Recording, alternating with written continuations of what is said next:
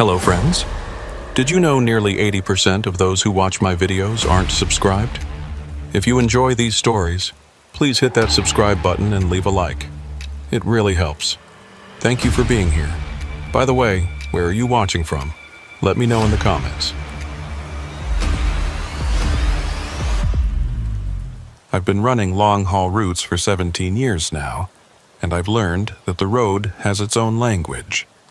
It speaks in the hum of tires on asphalt, in the rhythm of mile markers flashing past in the dark, in the way headlights cut through fog like knives through something solid. Most drivers learn to read that language early, or they don't last. But sometimes, just sometimes, the road says something you don't want to hear. And when that happens, you either listen or you pay the price. This particular run started like 1,000 others. I'd picked up a load of industrial parts in Reno, bound for a distribution center outside Bakersfield. Standard westbound haul across the state line, the kind of route I could drive in my sleep. It was late October, and the desert nights were getting cold. That sharp, dry cold that makes your breath visible even inside the cab. The forecast called for clear skies. No wind to speak of. Just that endless stretch of emptiness that makes up most of the Nevada-California border. Perfect conditions, or so I thought. I left Reno just after 8 in the evening, which put me crossing the state line somewhere around 11:30. That's when I like to drive, when the highway empties out and it's just you and the road and whatever thoughts you brought along for company. The radio was playing some old country station out of Sparks. Merle Haggard singing about silver wings and broken hearts, and I remember thinking how perfectly that kind of music fit the landscape. Nothing but sagebrush and darkness stretching out in every direction, the occasional pair of taillights way up ahead, disappearing around curves you couldn't quite see yet. The CB had been quiet most of the night. A few scattered conversations between drivers heading east, somebody complaining about construction backup near Winnemucca, but nothing worth joining in on. I kept it on channel 19 out of habit, the static buzz providing a kind of white noise that filled the spaces between songs. My name's Roy Tanner, and I've learned over the years that the CB is more than just communication. It's a lifeline. A way to stay connected to other people doing the exact same thing you're doing, fighting the same loneliness, covering the same miles. Even when nobody's talking, just knowing it's there makes the night feel a little less empty. I crossed into California around 11:45, the state line marked by nothing more than a faded sign half buried in tumbleweeds. The highway stretched ahead like a ribbon of darker darkness, cutting through the desert with the kind of geometric precision that makes you forget you're in the natural world. Out here, everything feels artificial, like someone drew the road with a ruler and forgot to add any of the details that make a place feel real. No trees, no buildings, just mile markers and the occasional reflector post catching your headlights. That's when I first noticed the overpass. It appeared maybe 2 miles ahead, visible only because of my high beams picking out the concrete support pillars. Nothing unusual about it. Overpasses are common enough even out here, carrying frontage roads or old ranch access routes over the highway. But something about this one caught my attention. Maybe it was the way it sat alone in all that emptiness, no other structures visible for miles. Maybe it was the way the shadows pooled underneath it, darker than they should have been given the clear sky and bright stars. Or maybe it was just the timing, the way it appeared right as Merle Haggard's voice faded out and the radio filled with static. I glanced at the clock on my dash. 11:47 p.m. The numbers glowed green in the darkness, and I remember thinking how precise they looked, how certain.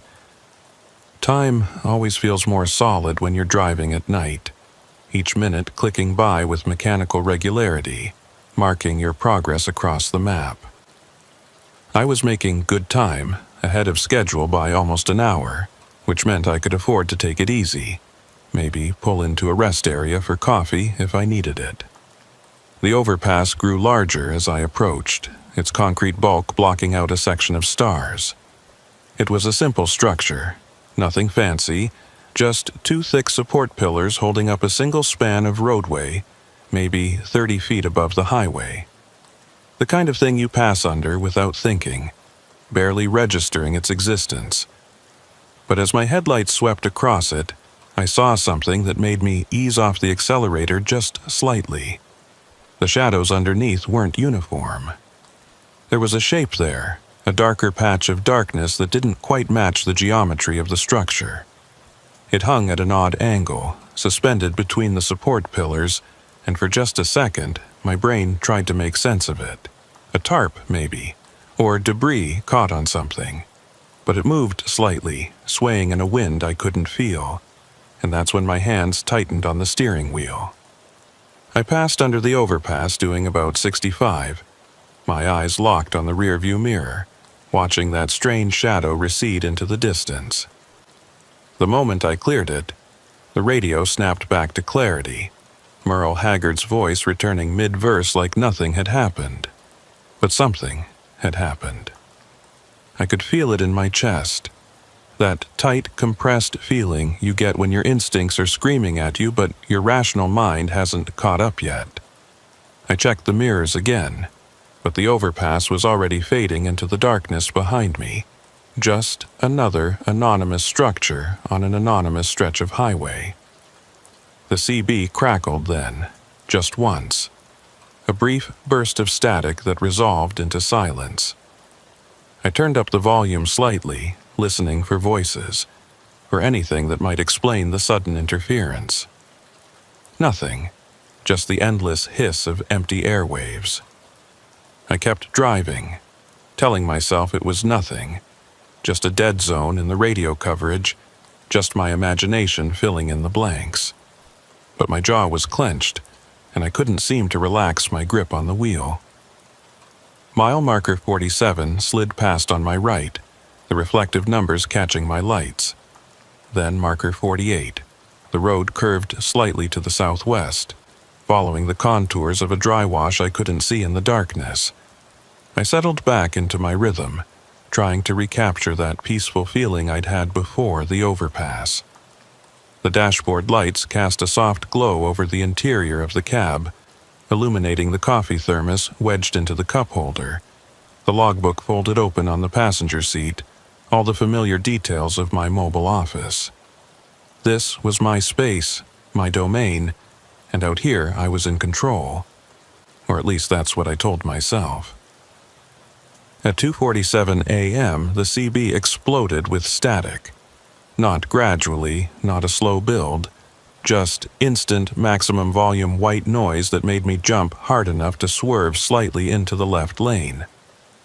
I grabbed the volume knob and twisted it down, my heart hammering, adrenaline dumping into my system. The static cut off as suddenly as it had started, leaving behind a ringing silence that felt somehow worse. I stared at the CB unit, watching the channel indicator, waiting for it to happen again. The green LED display showed channel 19, same as always, but the squelch light was flickering erratically, like it was picking up something just below the threshold of audibility. I checked the clock. 2:47 a.m. exactly. The numbers glowed with that same green certainty, and I felt something cold settle into my stomach. I looked ahead at the road, and there it was again, maybe a mile distant. That same overpass rising out of the darkness like a monument to nothing. The same concrete pillars, the same span of elevated roadway, the same pooling shadows underneath. Impossible. I'd passed it hours ago, put at least 100 miles between me and that structure. But there was no mistaking it. The shape was identical, the placement was identical, even that strange hanging shadow was there. Suspended in the space between the supports, I checked my GPS unit. The little screen mounted on the dash showing my position as a blue dot crawling along a red line. According to it, I was exactly where I should be. Still westbound on the highway, still making steady progress toward California. But the overpass ahead told a different story. I eased off the accelerator, letting my speed drop to 50, then 45, my eyes moving between the road and the structure growing larger in my windshield. Maybe it was a different overpass. Maybe I was misremembering. Maybe the isolation and the late hour were playing tricks on me. But deep down, I knew. I'd seen enough roads, passed under enough bridges to know when something was wrong. The CB crackled again, softer this time, and through the static I thought I heard something. Not words exactly, more like the shape of words, the suggestion of a voice trying to push through interference. I grabbed the mic, keying it twice. "Breaker 19, I said, my voice sounding strange and small in the cab. "Anyone out there read me?" Nothing but static in response, that same shapeless hiss. I tried again. "This is westbound at mile marker." I glanced at the last marker I'd passed. Mile marker 73. Anyone got a copy? Still nothing. I passed under the overpass, doing 40. This time I watched the shadow more carefully, and what I saw made my breath catch. It wasn't debris, it wasn't a tarp. It was the absence of something. A hollow space where even the ambient starlight didn't penetrate, and it moved independent of any wind. As my headlights swept across the underside of the structure, the shadow seemed to shift, pulling back into itself, retreating into the angles between concrete and darkness. And then I was through, back into open highway, and the radio snapped back to normal with an old Waylon Jennings song already in progress. I drove faster after that, pushing the speed up to 70, then 75. The road ahead was empty, no other vehicles visible, just that endless stripe of asphalt cutting through the desert. My hands were shaking on the wheel, and I forced myself to breathe slowly, in through the nose, out through the mouth, trying to calm the panic rising in my chest. It was just an overpass, just a structure. I'd passed under thousands of them. There was nothing unusual about it except my own reaction, my own tired mind making connections that weren't there. But at 2:47 a.m. the next night, when I was 200 miles north on a completely different highway, the CB filled with static again. Same time, same intensity. And when I looked up at the road ahead, I saw it. That overpass, rising out of the darkness like it had been waiting for me, like it knew I was coming. And in the space underneath, between those concrete pillars, that shadow hung suspended, watching, waiting, and I understood with terrible clarity that distance didn't matter. The overpass wasn't following me. I was following it. Or maybe we were following each other, locked in some pattern I didn't understand, bound together by something that had started the moment I first passed beneath it. I didn't stop driving that night. Couldn't. Every time I thought about pulling over, about taking a break at one of the rest areas that dotted the highway, I'd imagine that overpass appearing in my mirrors, imagine what might be waiting for me in the shadows underneath. So I kept moving, kept my speed steady, kept the CB volume low enough that I couldn't hear the static when 247 rolled around again. But I could see the squelch light flickering, could feel the interference even if I couldn't hear it, and that was almost worse. 3 days after that first encounter, I found myself approaching the Nevada-California border again, this time heading eastbound with a load of agricultural equipment. I'd told myself I wouldn't take this route again, that I'd request different assignments, stick to highways that didn't pass through that particular stretch of desert. But here's the thing about long-haul trucking. You don't always get to choose your routes. The loads go where they go, and you go with them, or you don't work. Simple as that. So, when dispatch called with this run, I took it. Told myself it would be fine. Told myself that whatever had happened before was just exhaustion and coincidence, and the natural strangeness of driving alone through empty places at odd hours. I'd been planning to time it so I'd cross the state line during daylight, but a delayed pickup in Sacramento put me behind schedule. By the time I reached the border, the sun had already set, and that familiar desert darkness was settling in like something physical, something with weight and presence. The temperature had dropped fast, the way it does out here when the sun disappears, and I had the heater running low, just enough to take the edge off. The radio was playing classic rock out of Reno, and I kept the CB on, volume set just loud enough to hear any traffic without it being intrusive. I checked the time compulsively as I drove. 10:15 p.m., 10:22 p.m., 10:30 p.m. Each glance at the clock felt like I was counting down to something, though I couldn't have said what. The rational part of my brain kept insisting that 2:47 a.m. was hours away, that I'd be long past this section of highway by then, probably pulled over for the night at a truck stop with bright lights and other people around. But another part of me, the part that had learned to trust instinct over logic, knew better.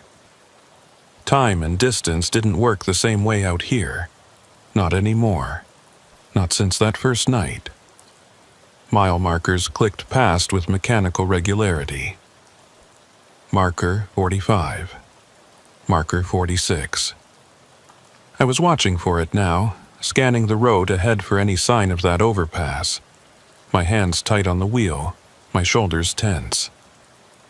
The highway curved gently through the darkness, following the natural contours of the land, and I found myself reading the landscape differently than before, looking for the telltale rise of an elevated structure, the break in the horizon that would signal its approach. But the road stayed flat, stayed empty, and slowly, gradually, I started to relax.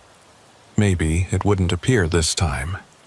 Maybe whatever connection had formed between us had been severed, dissolved by time and distance and the simple act of moving forward.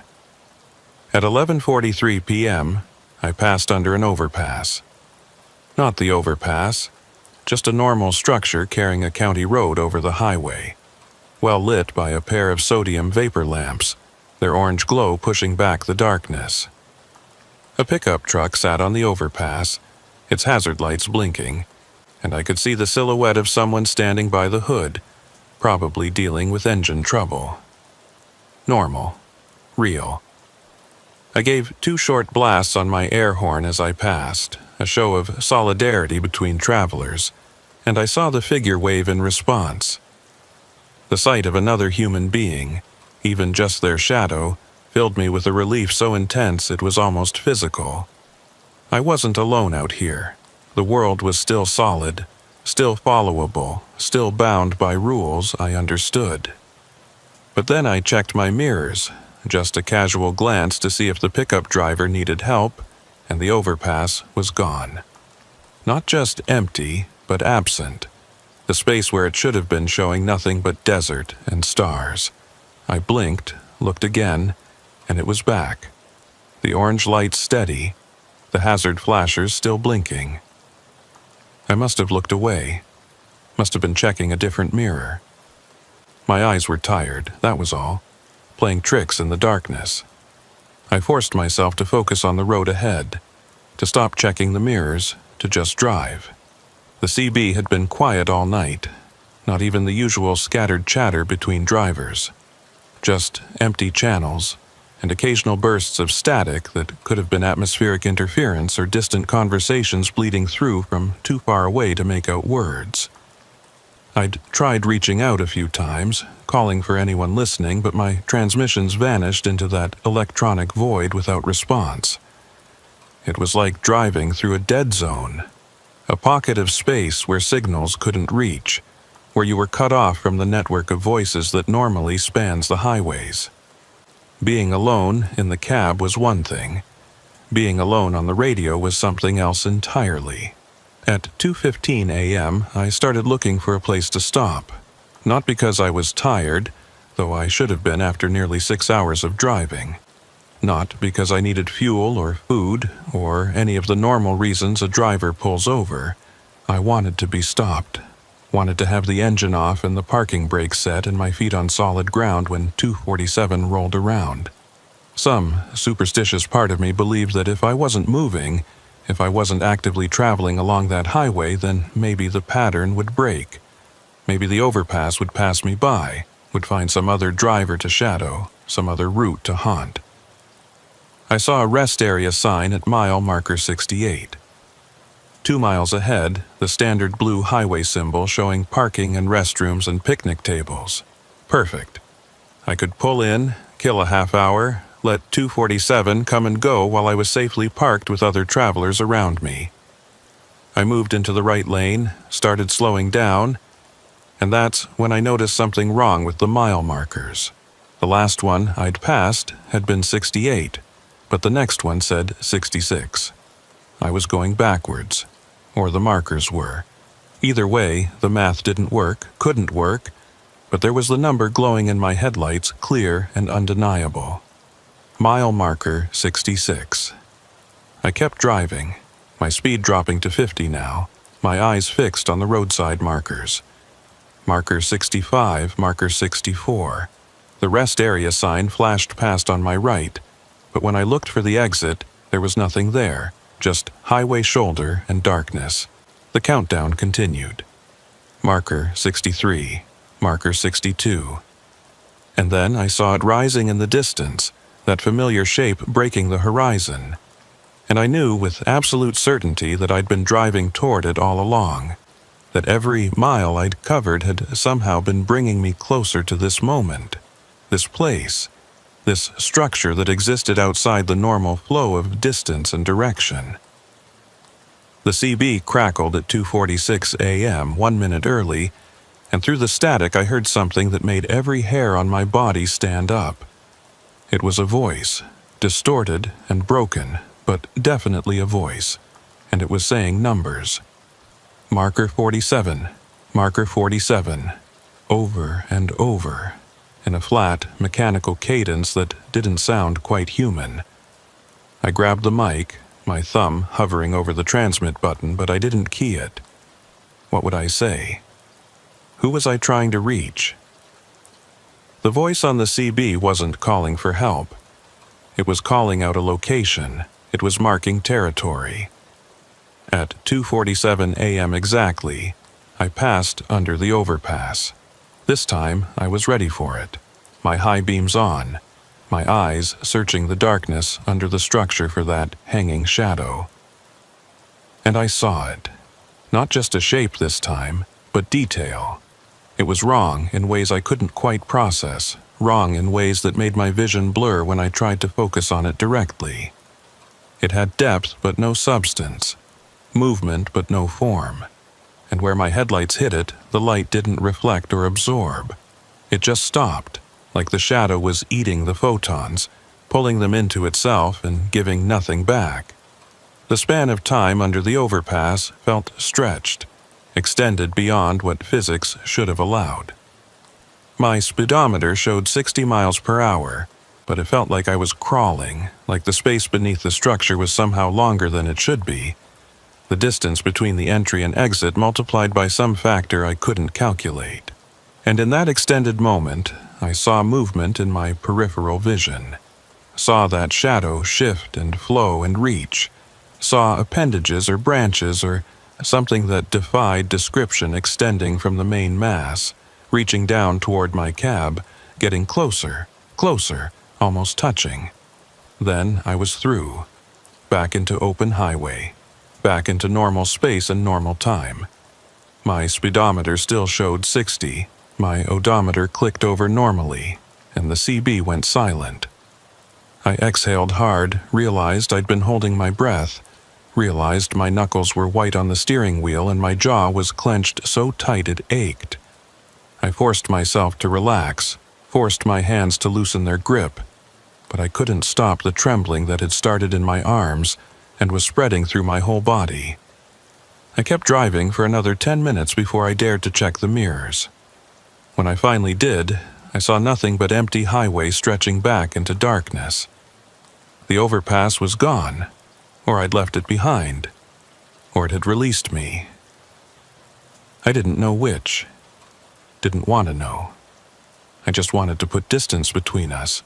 Wanted to fill the space with miles and minutes and the comfortable routine of driving. But I couldn't shake the image of that shadow. Couldn't stop seeing it in my mind's eye. Couldn't stop wondering what would have happened if I'd been going slower, if that moment under the overpass had stretched just a little longer, if those reaching appendages had actually touched the roof of my cab. The rest area I'd been looking for finally appeared at mile marker 83, the number sequence running forward again, running normal. I pulled in without hesitation, guided my rig into a parking spot between two other trucks, their running lights showing signs of life, their drivers presumably sleeping in their cabs. I set the parking brake, killed the engine, and just sat there in the sudden silence, listening to the tick of cooling metal, the distant rush of highway traffic, the ordinary sounds of the ordinary world. My hands were still shaking, my heart was still racing, but I was stopped. I was safe, or at least that's what I told myself. I climbed out of the cab on unsteady legs, my boots crunching on gravel as I walked toward the rest area building. It was a simple structure, brick and glass and fluorescent lights, the kind of place that exists only as a waypoint, a brief intersection with civilization in the midst of long journeys. The lights were bright, almost painfully so after hours of darkness, and I squinted as I pushed through the glass doors. The restrooms were empty, cleaned recently enough that the smell of industrial disinfectant still hung in the air. I splashed cold water on my face, looked at myself in the mirror, and barely recognized what I saw. My eyes were bloodshot, my face pale, and there was something in my expression that hadn't been there before. Not fear, exactly, more like knowledge. The look of someone who's seen something they can't unsee, learned something they can't unlearn. I bought coffee from a vending machine, the kind that tastes like burnt rubber and regret, and carried it outside to one of the picnic tables. The night air was cold and clean, and I stood there breathing it in, trying to clear my head, trying to process what had happened.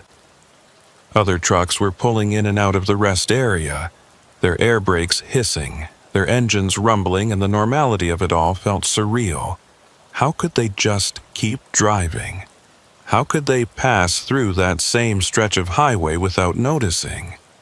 Was I the only one who saw it, or were there others, other drivers who'd encountered that overpass and never spoke about it, who kept their experiences locked away because talking about it would make them sound crazy? I pulled out my phone, thinking I'd search online, see if anyone else had reported strange experiences on this highway. But I had no signal. The rest area was in a dead zone, too far from any cell towers to pick up coverage. Just like the CB, just like everything out here, I was cut off, isolated, left to figure this out on my own. I drank the terrible coffee and waited for dawn, watching the eastern horizon for the first hint of light. And when the sun finally rose, painting the desert in shades of orange and gold, I felt something like relief. Daylight meant safety. Daylight meant the rules went back to normal. I climbed back into my cab around 7 a.m., after other drivers had started moving, after the parking lot had filled with the sounds of engines starting and gears shifting and the normal business of the road resuming. I checked my logbook, calculated my hours, and realized I needed to keep moving if I was going to make my delivery on time. The eastbound highway stretched ahead, and I pulled onto it without looking back, without checking my mirrors for any sign of that overpass. I didn't want to know if it was still there. Didn't want to give it any more attention than I already had. But as I merged into traffic, as I settled into the rhythm of driving and the comfortable monotony of mile markers passing by, I caught myself watching the clock. 2:47 a.m. was hours away, but I was already counting down to it, already dreading it, already knowing that tonight, and every night after, I'd be watching for it. The overpass had marked me somehow, had established some kind of connection I didn't understand. and I knew with cold certainty that no matter what route I took, no matter how far I drove, eventually I'd see it again. Rising out of the darkness, waiting. 2 weeks passed before I saw it again, and in that time I'd almost convinced myself it had been a hallucination. Stress, exhaustion, too much coffee, and not enough sleep combining to create something that felt real but wasn't. I'd even laughed about it with another driver at a truck stop in Utah, telling the story like it was a joke, like I was in on the punchline. "You ever see something so weird you can't even describe it?" I'd said, and he'd nodded, launched into his own tale about lights in the sky near Roswell. We'd laughed, drank our coffee, and gone our separate ways. Normal trucker talk, normal road stories. But then I took a run from Portland to Boise, a straightforward route I'd driven dozens of times, and at 2:47 a.m. on a clear November night, the CB filled with static, and that voice came through again. Marker 47, marker 47. The same flat cadence, the same mechanical repetition, and when I looked up at the road ahead, there it was. The overpass. Impossible because this highway didn't have an overpass at this location, had never had one, but impossible didn't seem to mean much anymore. It stood there in the darkness like it had been waiting, and I knew I had no choice but to pass beneath it. I'd prepared for this moment, or thought I had. I'd installed a second dash cam, one that recorded continuously and uploaded footage to cloud storage every few hours. I'd bought a digital voice recorder and kept it running whenever I drove at night, documenting my location and any unusual experiences. I'd even started keeping a detailed journal, writing down mile markers and timestamps and weather conditions, trying to find a pattern, trying to understand the rules of whatever game I was playing. But as I approached that overpass, all my preparations felt useless. What good was documentation against something that shouldn't exist? The shadow under the structure was darker this time, more substantial, and as I got closer I could see it moving with purpose, pulsing like a heartbeat, expanding and contracting in rhythm with something I couldn't hear. My foot eased off the accelerator instinctively, my speed dropping from 70 to 60 to 50, and the slower I went, the more detail I could see. The shadow had texture now, not smooth, but layered, like it was made of overlapping sheets of darkness folded on top of each other. And within those layers I thought I saw shapes, suggestions of form. Almost faces that appeared and dissolved before I could focus on them. I grabbed the CB mic, keyed it, and spoke into the static. "What do you want?" My voice sounded strange, too loud in the quiet of the cab, and I immediately felt foolish. What did I expect? An answer? A revelation? But the static shifted, changed pitch, and through it I heard that voice again, but this time it said something different. Not marker 47. Something else. Something that sounded like my name. Roy. Roy. Roy. Over and over in that same mechanical cadence, and the sound of it made my skin crawl.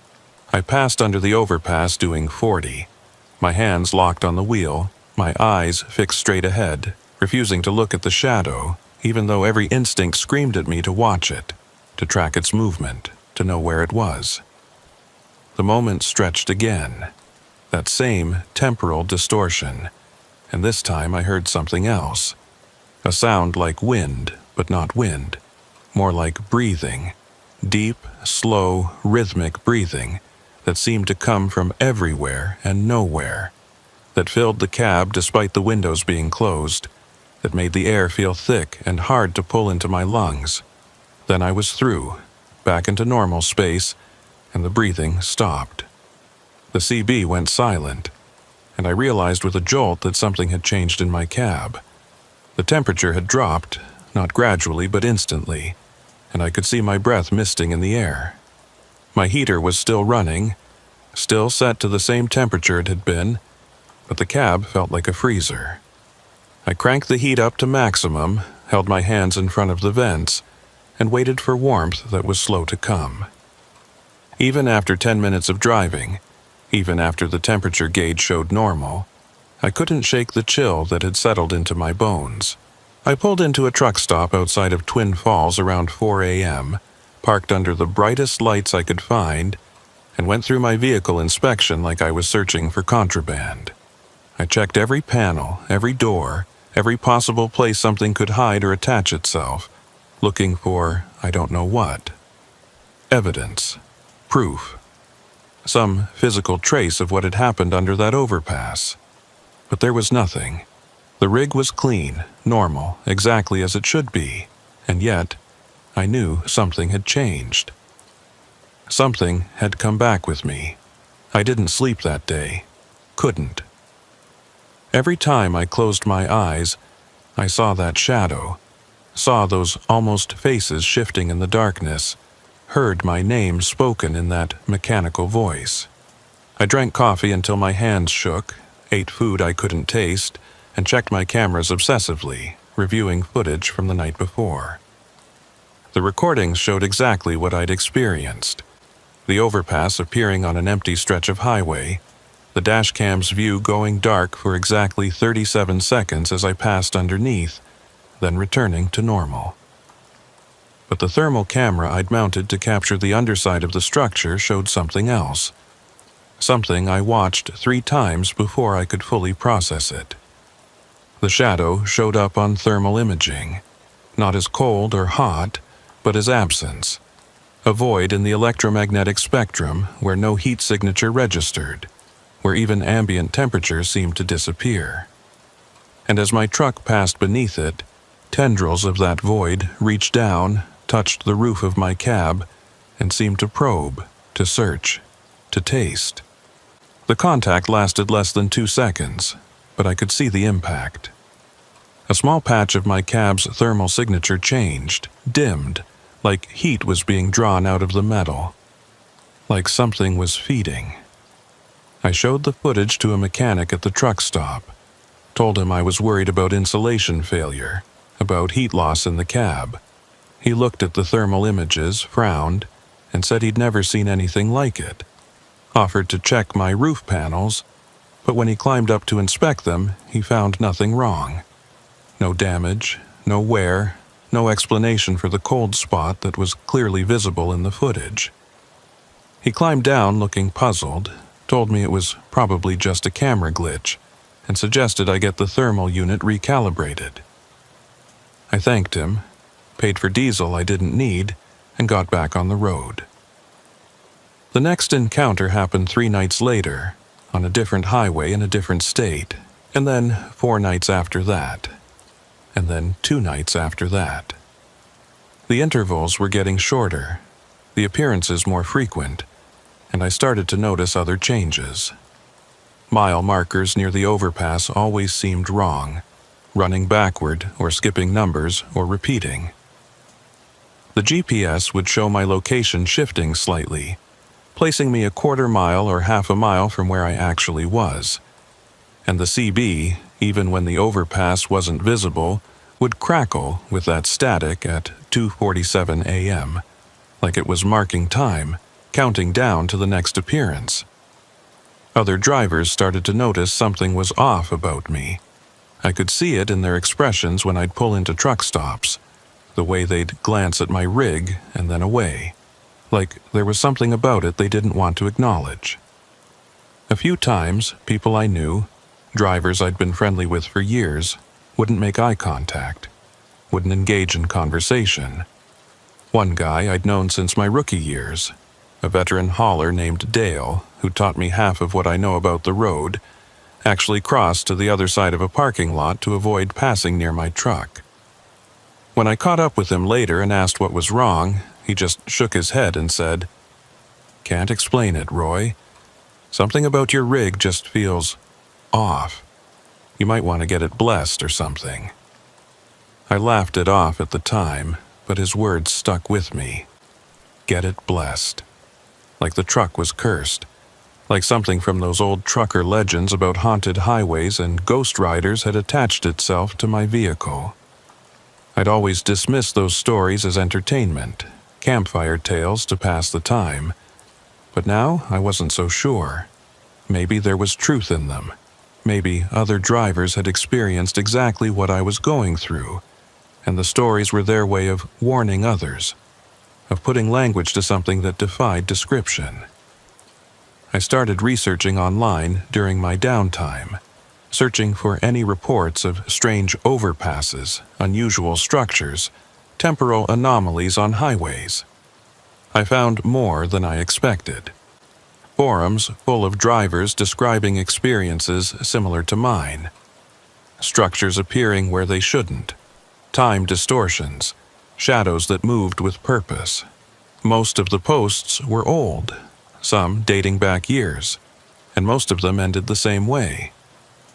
The driver would post their initial experience, would document one or two follow-ups, and then would go silent.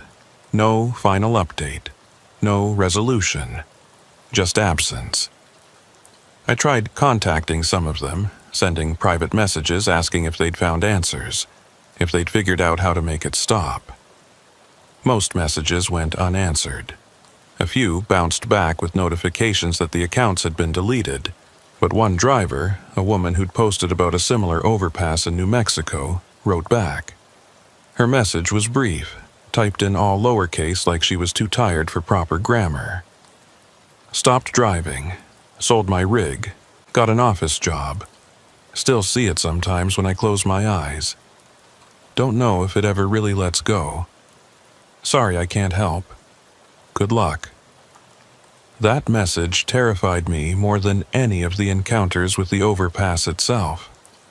The idea that it might be permanent, that even leaving the road wouldn't free me from it made everything feel hopeless.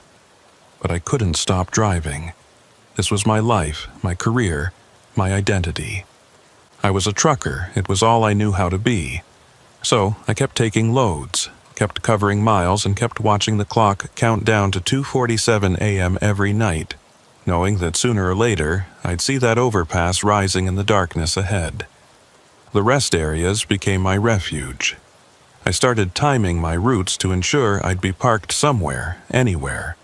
When 2:47 rolled around, I'd pull in around 2 a.m., kill the engine, and sit there in the cab with all the lights on, watching the clock, waiting for the moment to pass. And most nights, it worked. Most nights, the static would come and go without the overpass appearing, and I'd breathe a sigh of relief and know I was safe for another 24 hours.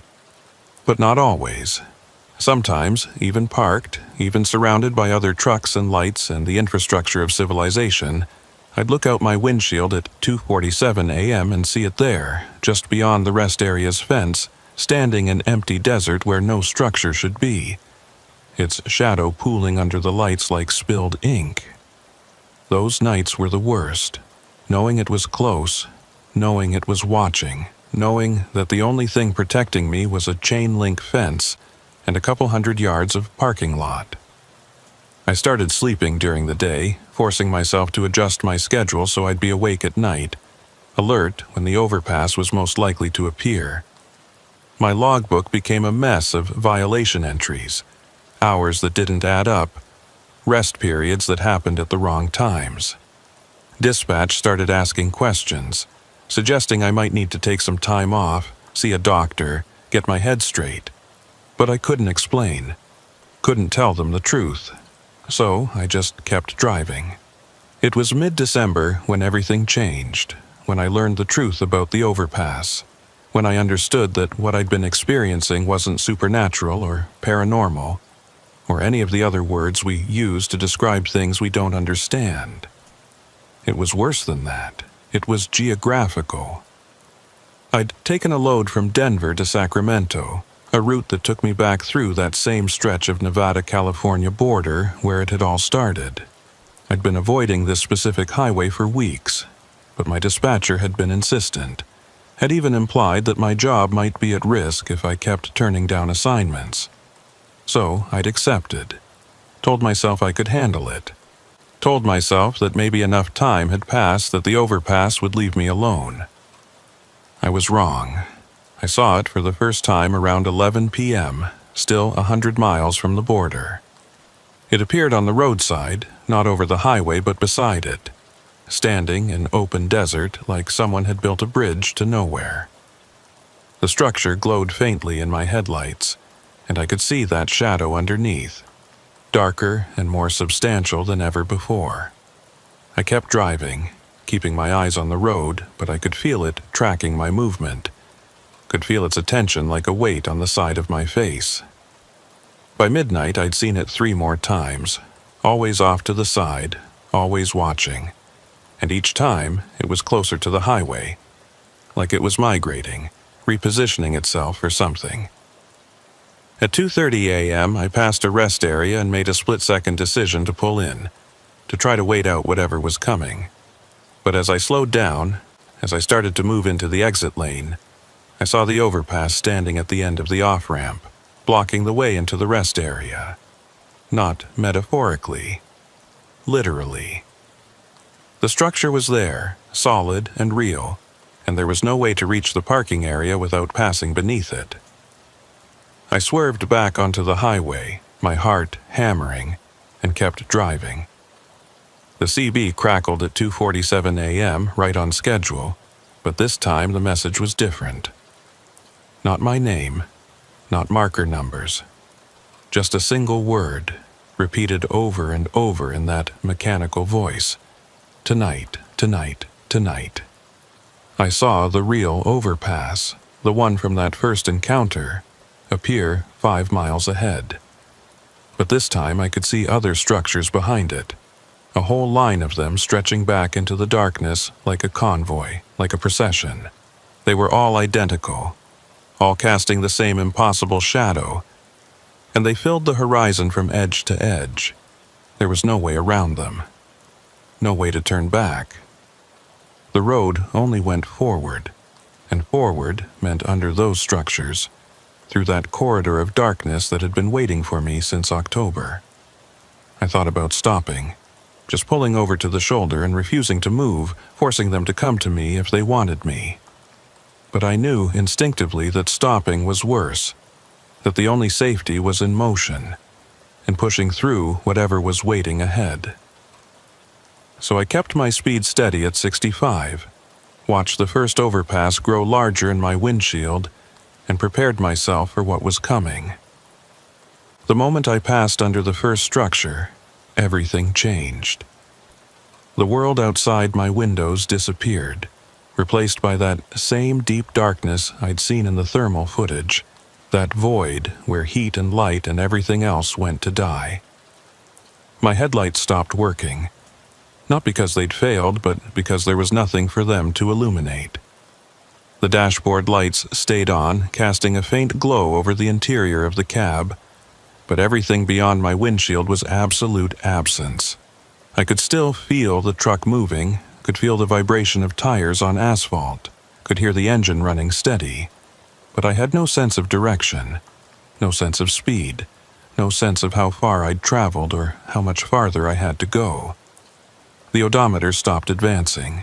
The GPS showed nothing but a blank screen, and the clock, the digital clock that had been my constant companion, my marker of time and progress, was frozen at 2:47 a.m. I don't know how long I drove through that darkness. It could have been minutes or hours or days. Time had stopped meaning anything, had dissolved into that same void that surrounded my truck. But I kept my hands on the wheel and my foot steady on the accelerator, kept moving forward because forward was all I had left. And then, gradually, I started to see things in the darkness. Not shapes exactly, more like the memory of shapes, after images of things that might have once been real. I saw other trucks, dozens of them, all driving in the same direction, all trapped in the same void. I saw their drivers through their windows, saw their faces locked in expressions of terror or confusion or resignation, and I understood that I wasn't alone in this, that the overpass had been collecting us, gathering us, drawing us all into this space between spaces. I saw buildings that looked like rest areas but weren't, structures that held perfect copies of the facilities I'd visited over the years but were somehow wrong, somehow hollow. I saw mile markers counting up and down simultaneously, showing numbers that didn't exist, coordinates for places that had never been mapped. And I saw the shadow, the thing that lived under the overpass, and realized it wasn't one entity but many. A whole network of them spanning the highway system, feeding on the isolation and exhaustion and loneliness that every long-haul driver carries with them. Then, without warning, without transition, I was through. Back into normal space. Back into the real world. Dawn was breaking over the eastern horizon, painting the desert in shades of gold and red, and I was on a highway that looked familiar but wasn't quite right. The mile markers were wrong, the exit signs showed towns I'd never heard of, and my GPS had reset itself completely, showing no history, no saved locations, no record of any of the routes I'd driven.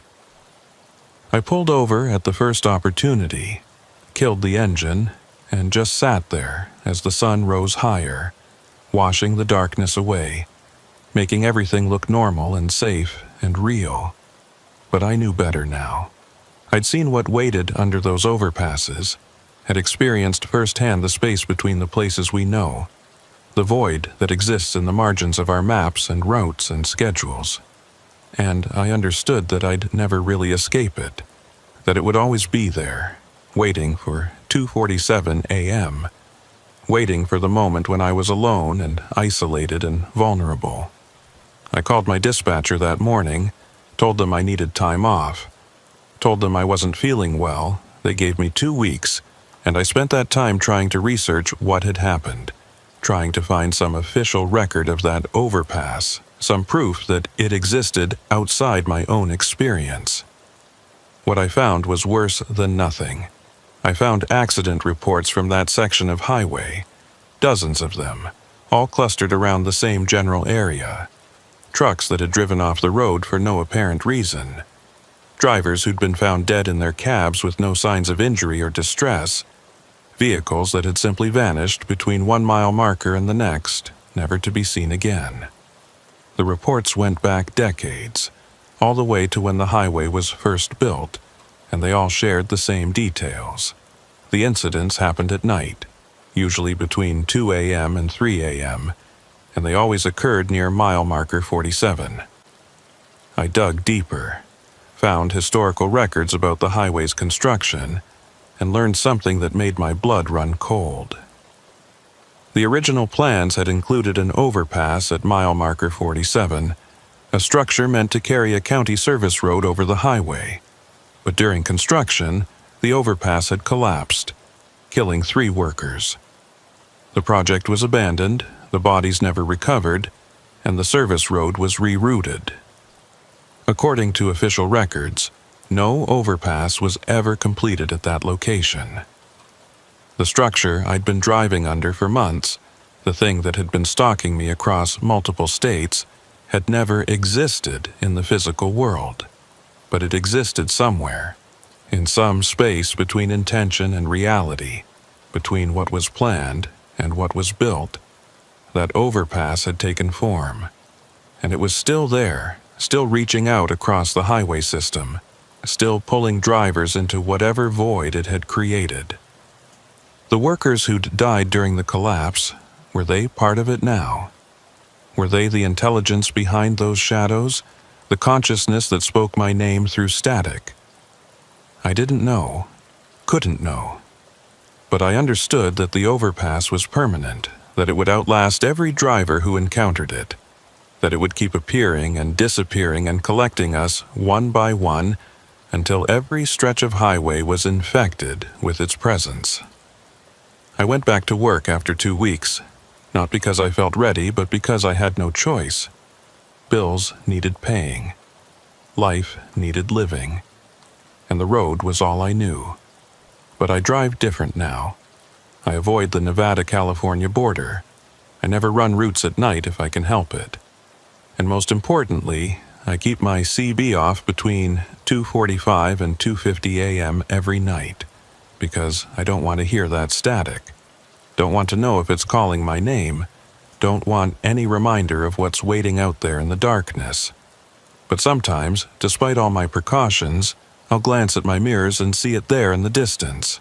That overpass, standing alone in empty desert, or hovering over an empty stretch of highway, its shadow pooling underneath like oil.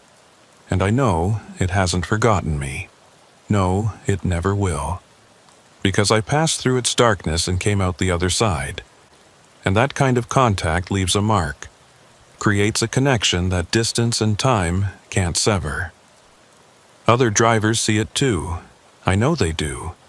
I've learned to recognize the look, that same haunted expression I wore for months, that same exhaustion that comes from dreading nightfall. We don't talk about it. Don't compare notes. Don't try to warn each other. Because what would we say? There's an overpass that doesn't exist, and if you drive under it enough times, it might pull you into a darkness you'll never escape. Who would believe that? Who would take that seriously?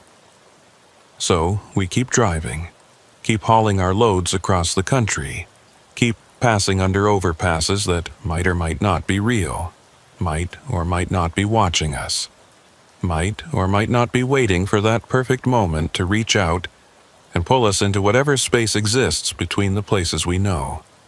And we mark time by the clock, and we trust our maps, and we pretend that the road is just the road, that distance is real and time is linear and the world makes sense. But late at night, when I'm alone in my cab and the highway stretches empty ahead of me, I sometimes wonder how many of us are left. How many drivers are still out here, still running from or toward those structures that shouldn't exist. And I wonder what will happen when the last of us finally passes through that darkness and doesn't come back. Will the overpasses fade away? Will they find new prey? Or will they just keep standing there in the margins of reality, waiting for the next generation of drivers to discover them, to pass beneath them, to learn what we've learned? I don't have answers. Only questions, and the certain knowledge that at 2:47 a.m. tonight, and every night after, I'll be watching for it. That overpass, my overpass, the one that marked me, that knows my name, that's waiting for me somewhere out there in the darkness between mile markers, between moments, between the real world and whatever lies beyond it. The road goes on forever. And so does the overpass. And so, I suppose, do I. Driving, always watching, always waiting for that shadow to appear in my headlights and claim what it thinks belongs to it. But not tonight. Please, not tonight.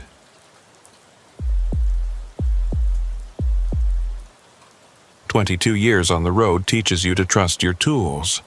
Your maps, your GPS, your instincts, they all work together to keep you on course, to get you from point A to point B without incident.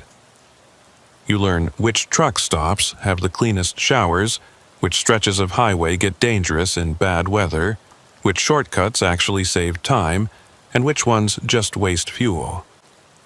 The job is about patterns and routines, about building a system that works and sticking to it. So when your GPS tells you to do something that doesn't make sense, that goes against every map you've ever read and every route you've ever run, you notice, you pay attention, and if you're smart, you don't follow it. I'm Mason Cole, and I've been hauling freight across the Southwest since 2001. I know these roads like I know my own face in the mirror, every curve and grade and peculiarity. The desert routes are my specialty. The long, empty stretches through New Mexico and Arizona where you can drive for an hour without seeing another vehicle, where the landscape doesn't change and time seems to move differently. Most drivers hate these runs, find them boring or unsettling, but I've always found them peaceful. There's a clarity in that emptiness, a simplicity that makes everything else fall away. Just you and the road and the endless sky.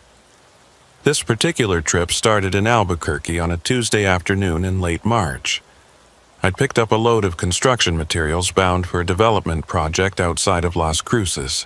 Standard freight. Nothing special. The weather was perfect. Clear skies and mild temperatures, the kind of day that makes you remember why you chose this life. I pulled out of the loading dock around 2 p.m., got myself situated on I-25 South, and settled in for what should have been a straightforward 4-hour drive. The interstate was quiet that afternoon, just a few cars and the occasional semi moving in either direction. I had the radio tuned to a Navajo station out of Gallup, traditional music mixing with contemporary sounds, and the CB was set to channel 19 with the volume low. Everything felt normal, routine, exactly as it should be. I passed through Socorro around 3:30, watched the VLA radio telescope array spread across the plains to the west, and continued south into the emptiness that characterizes this part of New Mexico. Around 4:45 p.m., maybe 20 miles north of Truth or Consequences, my GPS started acting strange. Not broken exactly, but confused. The screen flickered once, twice, and when it stabilized, the route it was showing didn't match what I knew. According to the GPS, I should take exit 34B in 12 miles, a route that would save me almost 40 minutes and get me to Las Cruces well ahead of schedule. I frowned at the screen, tried to reconcile what it was telling me with what I knew about this highway. There was no exit 34B on this stretch. Exit 34 existed, a standard off-ramp leading to a state road that connected to a few small towns, but there had never been a B designation, never been a secondary exit at that location.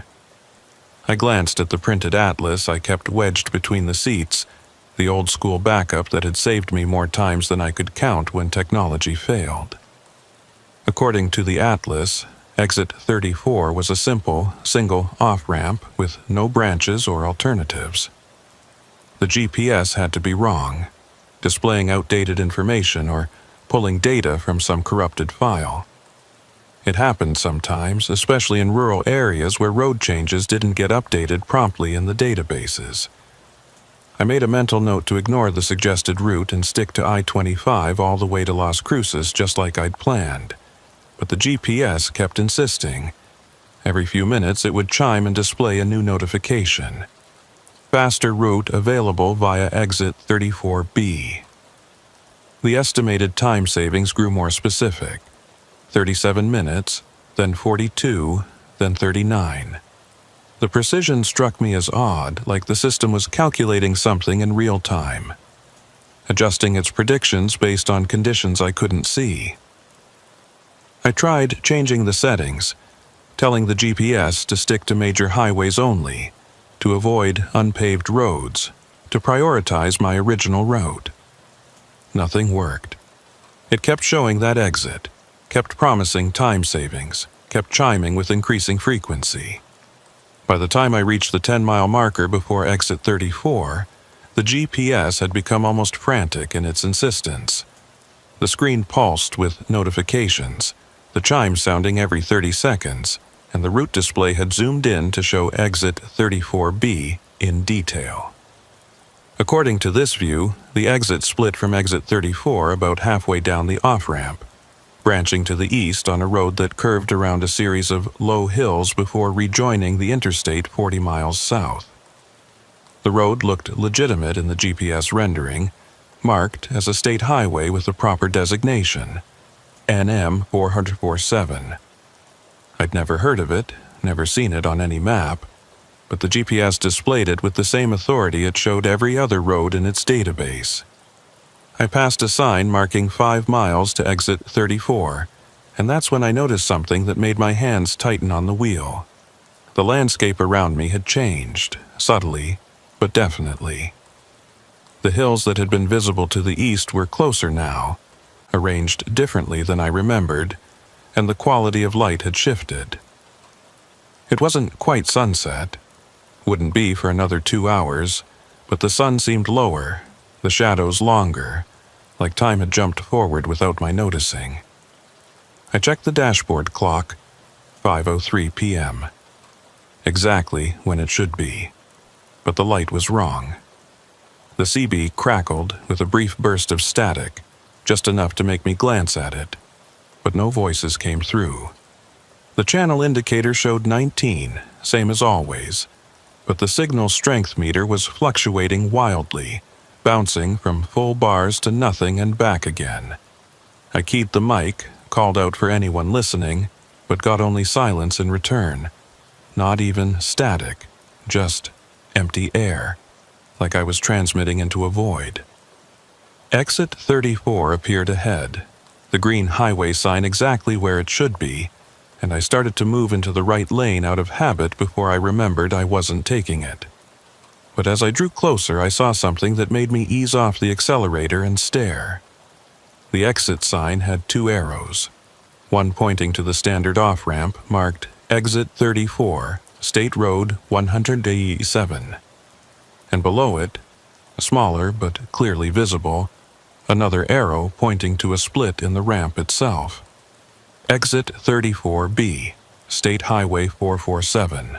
The sign was official, proper green reflective material with white lettering, identical in style to every other exit sign on the interstate.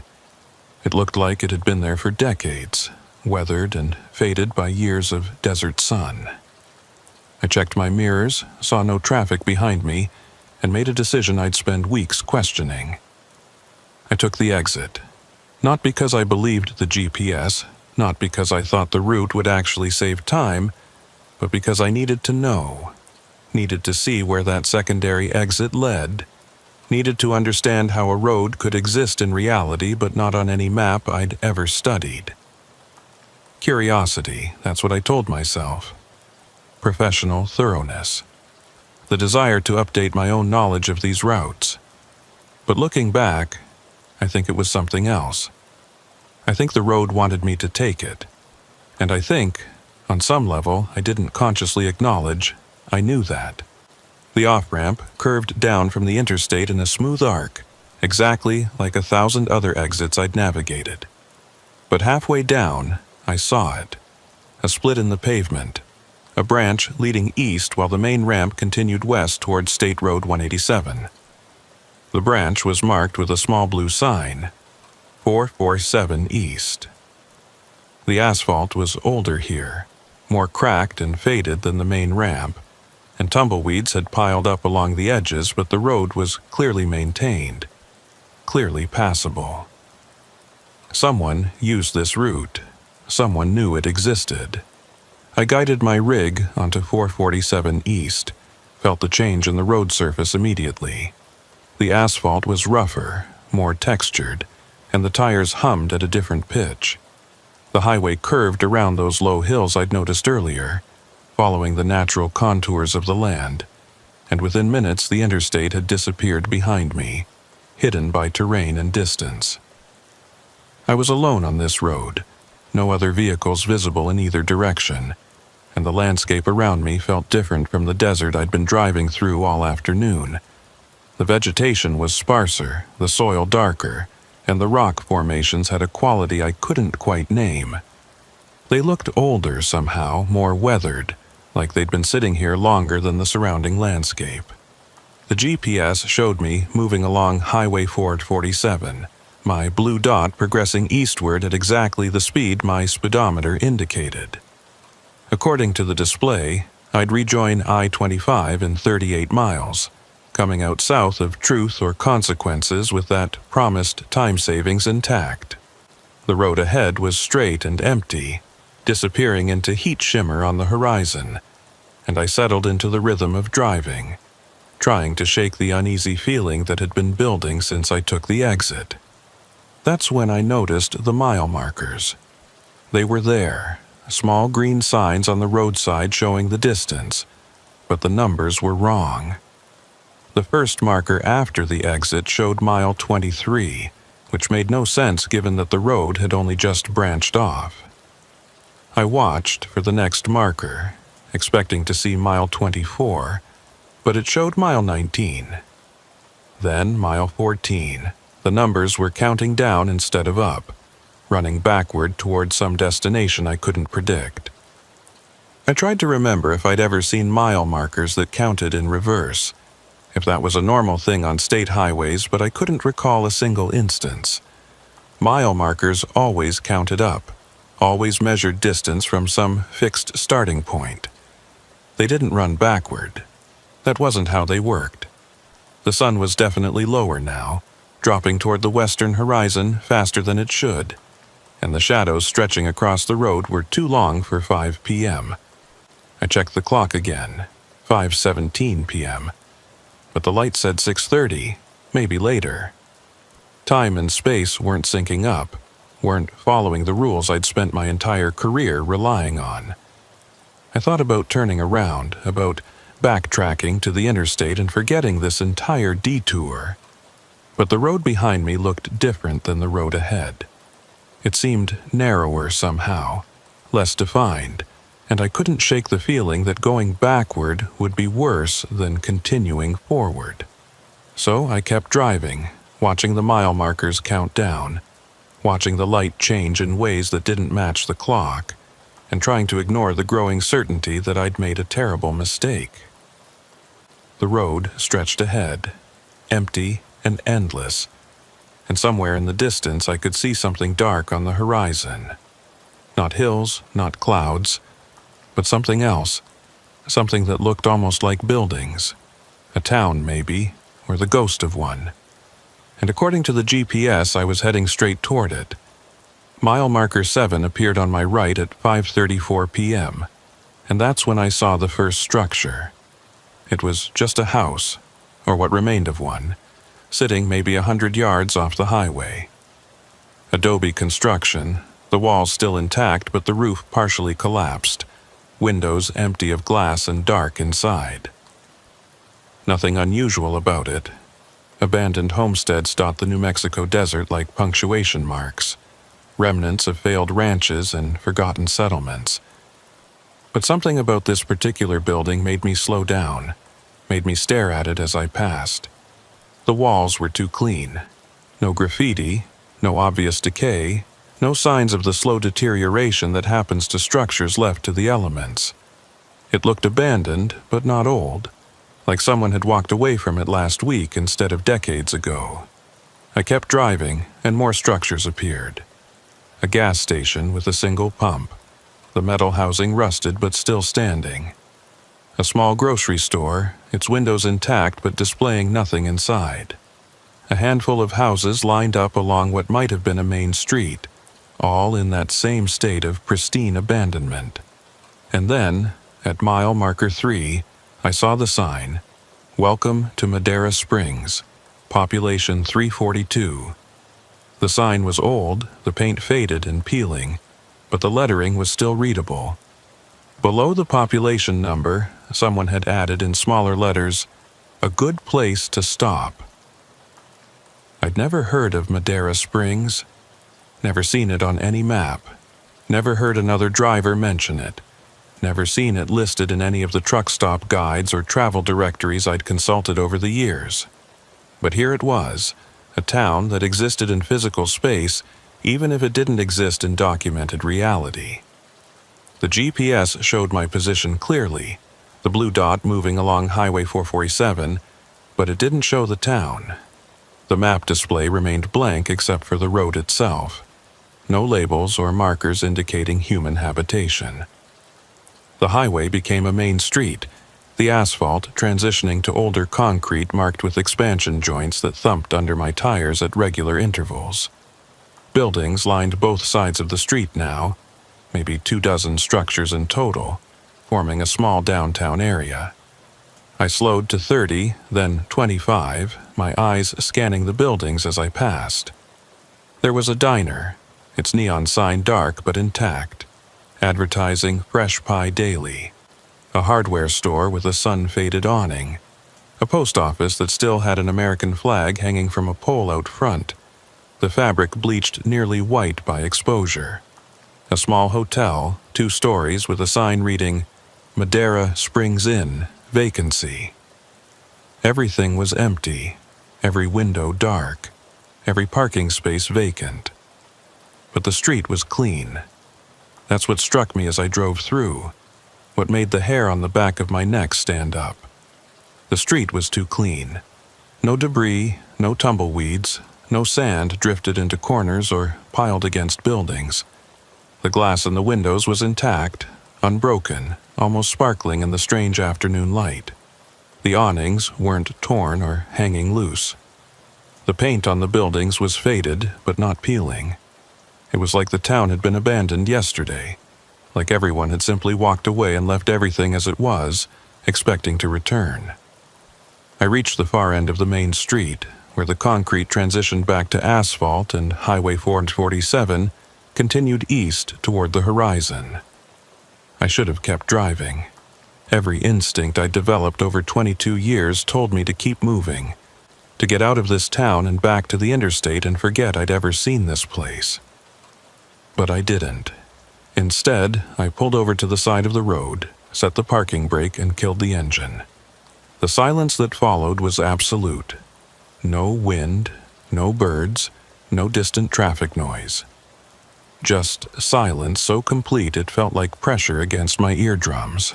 I climbed out of the cab, my boots hitting pavement that radiated heat from the afternoon sun. The air was warm, but not hot. Dry without being uncomfortable, and it carried a smell I couldn't quite identify. Not decay, not dust, but something else. Something almost like fresh laundry, clean and neutral and artificial. I looked back toward the town, toward those buildings lined up along the main street, and tried to understand what I was seeing. How could a town exist in this condition? How could it be maintained without people? Where had everyone gone, and why hadn't they taken anything with them? I walked back toward the main street, my footsteps echoing off the building facades, loud in the silence. I passed the hotel first, peering through the front windows into a lobby that looked ready for guests. The furniture was arranged normally, chairs positioned around a coffee table, a desk with a bell sitting on top, even a potted plant that should have been dead but looked almost healthy.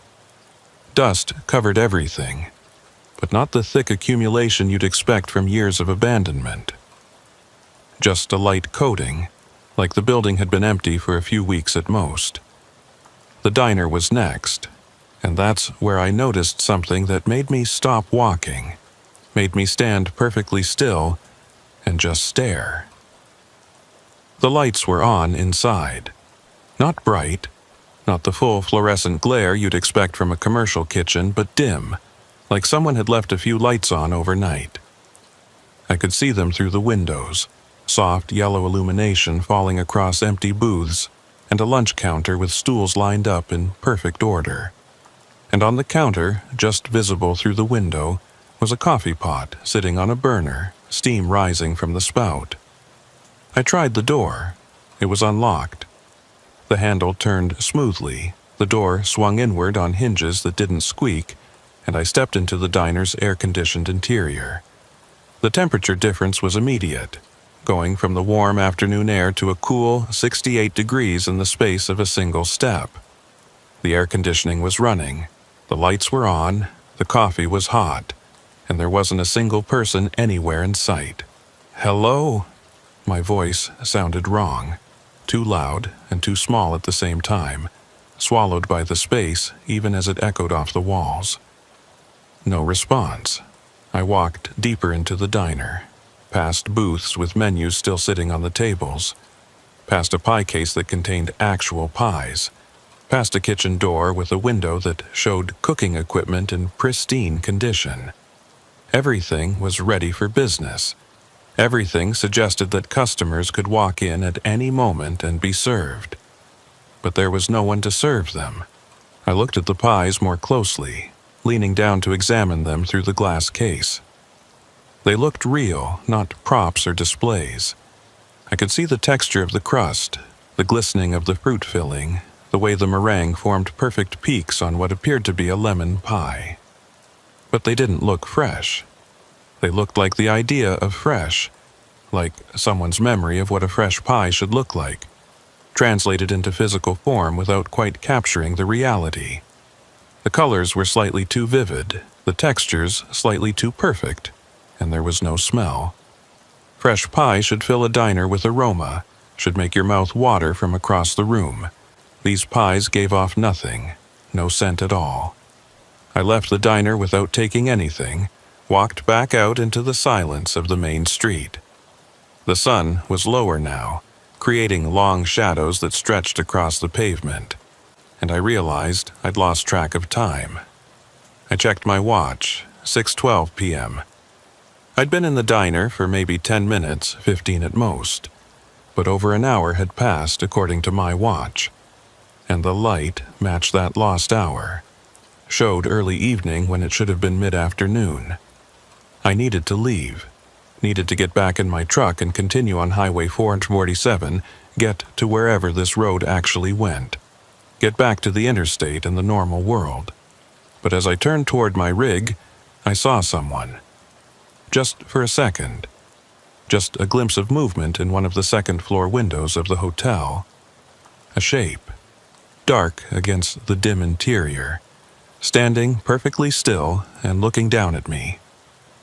I froze, staring up at that window, and the shape didn't move, didn't wave, didn't step back out of sight, just stood there, watching. "Hey!" I called up to the window. "You know where everyone went?" No response. The shape remained motionless, and I couldn't make out any details, couldn't even be certain it was human. It could have been a coat rack, a piece of furniture, a trick of light and shadow. But I didn't think so. It had the weight of presence, the quality of attention, and I could feel it watching me even if I couldn't see its eyes.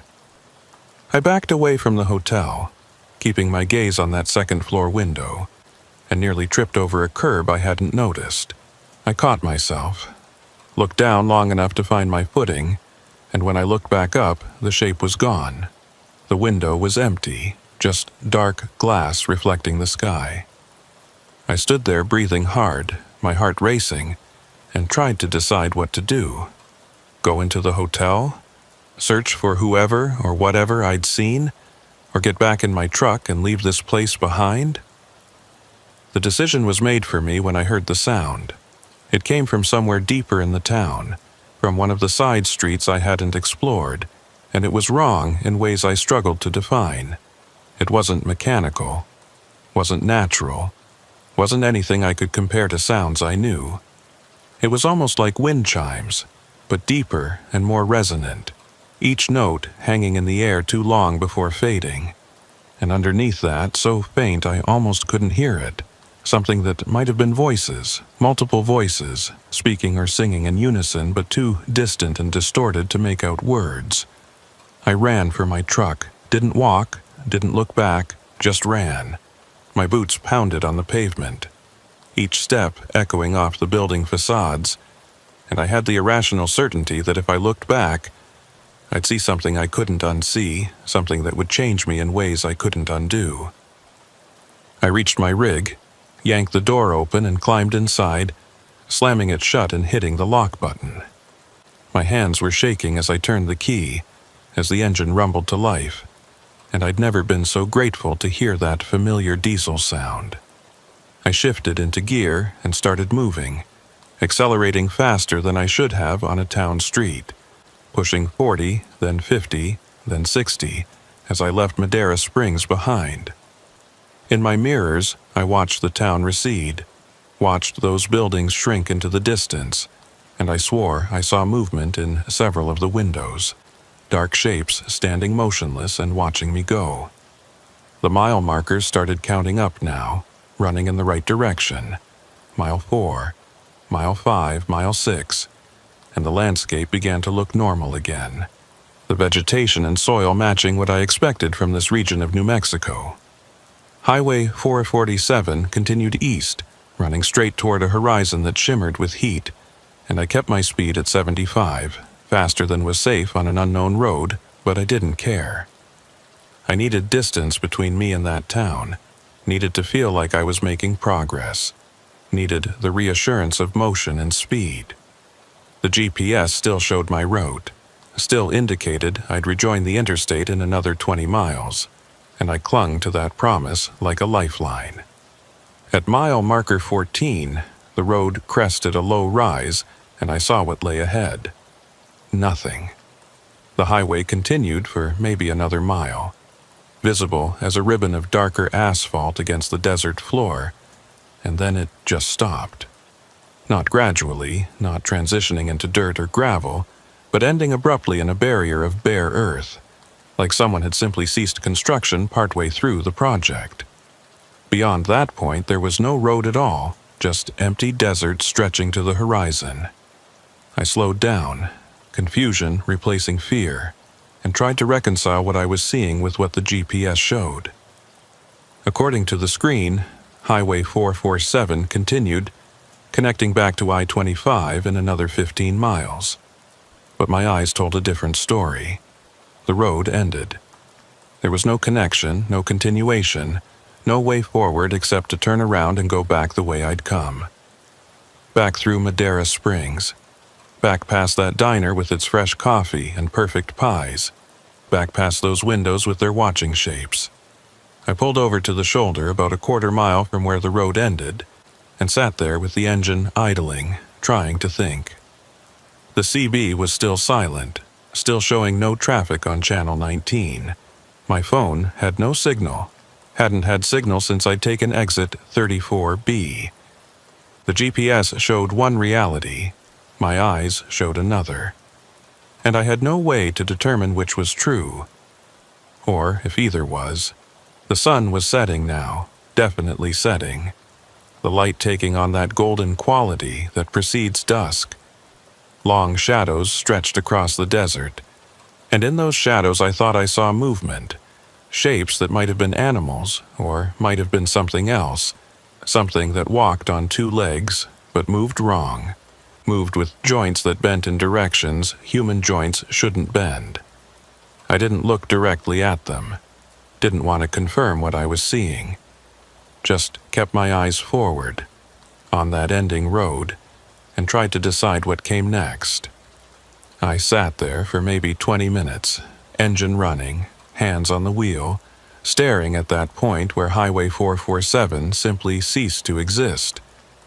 The rational part of my brain kept insisting this had to make sense somehow, that roads don't just appear and disappear, that towns can't exist without being mapped, that GPS systems don't show routes that aren't real. But the evidence in front of me said otherwise. I'd driven here. I'd walked through that town. I'd seen the lights on in the diner, the steam rising from the coffee pot. None of it should have been possible. But all of it had happened. The shadows were getting longer now, the quality of light shifting from golden to orange to something deeper, more ominous. I needed to make a decision, turn around and go back through Madera Springs, hope I could navigate my way back to exit 34B and the interstate. Or sit here until dark and see what happened when the sun went down completely. Neither option felt safe. Neither option felt smart. But staying put while darkness felt like the worst choice, so I put the transmission in reverse, did a careful 3-point turn on the narrow highway, and started driving back the way I'd come. The mile markers counted down normally now, showing the expected progression as I retraced my route. Mile 13, mile 12, mile 11. The desert on either side looked different than it had on the drive east. The vegetation darker, the rock formations casting shadows that seemed too deep for the available light. But the road itself was solid, real, the pavement rough under my tires but clearly maintained. Someone had built this highway. Someone had put up these mile markers. Someone had created the infrastructure, even if that someone had forgotten to put it on any official maps. Madera Springs appeared at mile marker 3, exactly where I'd left it. The buildings were silhouetted against the darkening sky, windows reflecting the last of the sunlight, and as I approached the edge of town I saw that more lights had come on, not just in the diner now, but in several buildings. The hotel's lobby was lit. The hardware store had lights in its front windows.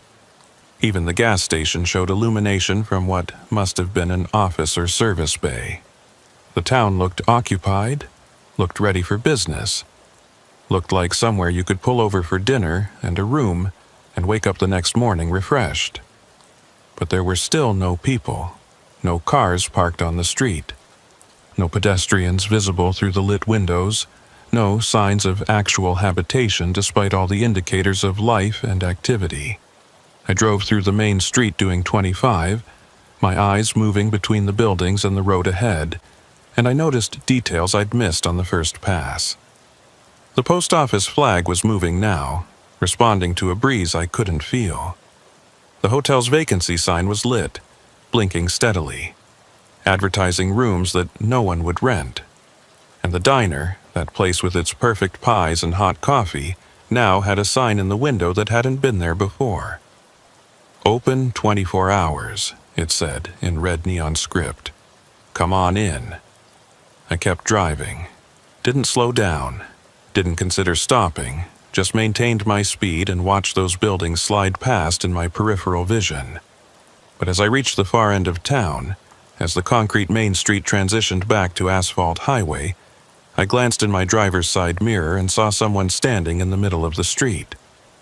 A figure, perfectly still, silhouetted against the lights of the diner behind it. It was too far away to make out details, but I could see it was watching me, could see its head tracking my movement as I pulled away from town. And then, just before I looked back at the road ahead, I saw it raise one arm, not waving, not gesturing, just lifting its arm straight up, pointing at the sky, holding that position with inhuman stillness. I accelerated hard, pushing the rig up to 50, then 60, way too fast for safety, but I didn't care. The town disappeared behind me, swallowed by distance and the gathering dusk, and I fixed my attention on finding that split in the highway, that point where 447 branched off from the exit ramp and I could get back to I-25.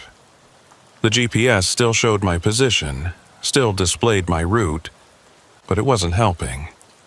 It showed me traveling west on Highway 447, showed the distance to the interstate junction decreasing mile by mile, but it didn't show any landmarks I could use to orient myself. Didn't show anything except that thin red line representing the road. Mile marker 16 passed on my right, and I should have been getting close to the junction by now. I'd entered the highway at mile 23, so the exit should appear somewhere between mile 20 and mile 25, where the secondary route reconnected with exit 34's main ramp. But the mile markers kept counting up, mile 17, mile 18, mile 19, and there was no sign of the junction. Just more highway stretching ahead into the fading light, just more empty desert on either side. Just more of this road that shouldn't exist. At mile marker 23, where I should have reached the junction and reconnected with civilization, the highway curved north and kept going. No split, no exit ramp, no sign that this road had ever connected to anything. It just continued, running parallel to where I knew I-25 must be, separated from the interstate by what should have been just a few miles of desert, but felt like an unbridgeable gap. I thought about leaving the highway, about cutting across the open desert and trying to reach I-25 on foot, but that was insane. I had no water, no navigation equipment, and night was coming fast.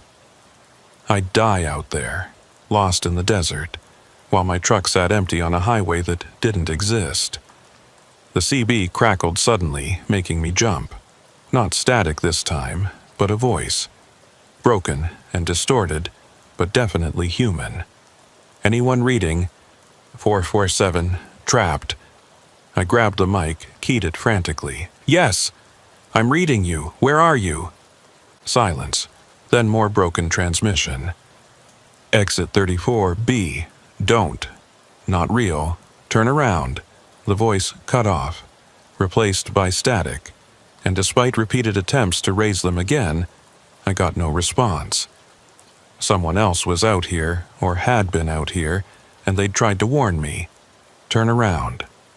But turn around to where? Back to Madeira Springs. Back to that town with its watching shapes and impossible normalcy? Night fell completely at 7:43 p.m., according to my dashboard clock. The transition from dusk to darkness was faster than it should have been, like someone had dimmed the lights in stages rather than letting the sun set naturally. Stars appeared overhead, more of them than I'd ever seen. So many, they formed a continuous carpet of light that made the sky look solid, like a ceiling pressing down. And there, on the northern horizon, I saw lights. Not stars, but artificial lights, a glow that could only mean civilization, a town or city, or at least human habitation.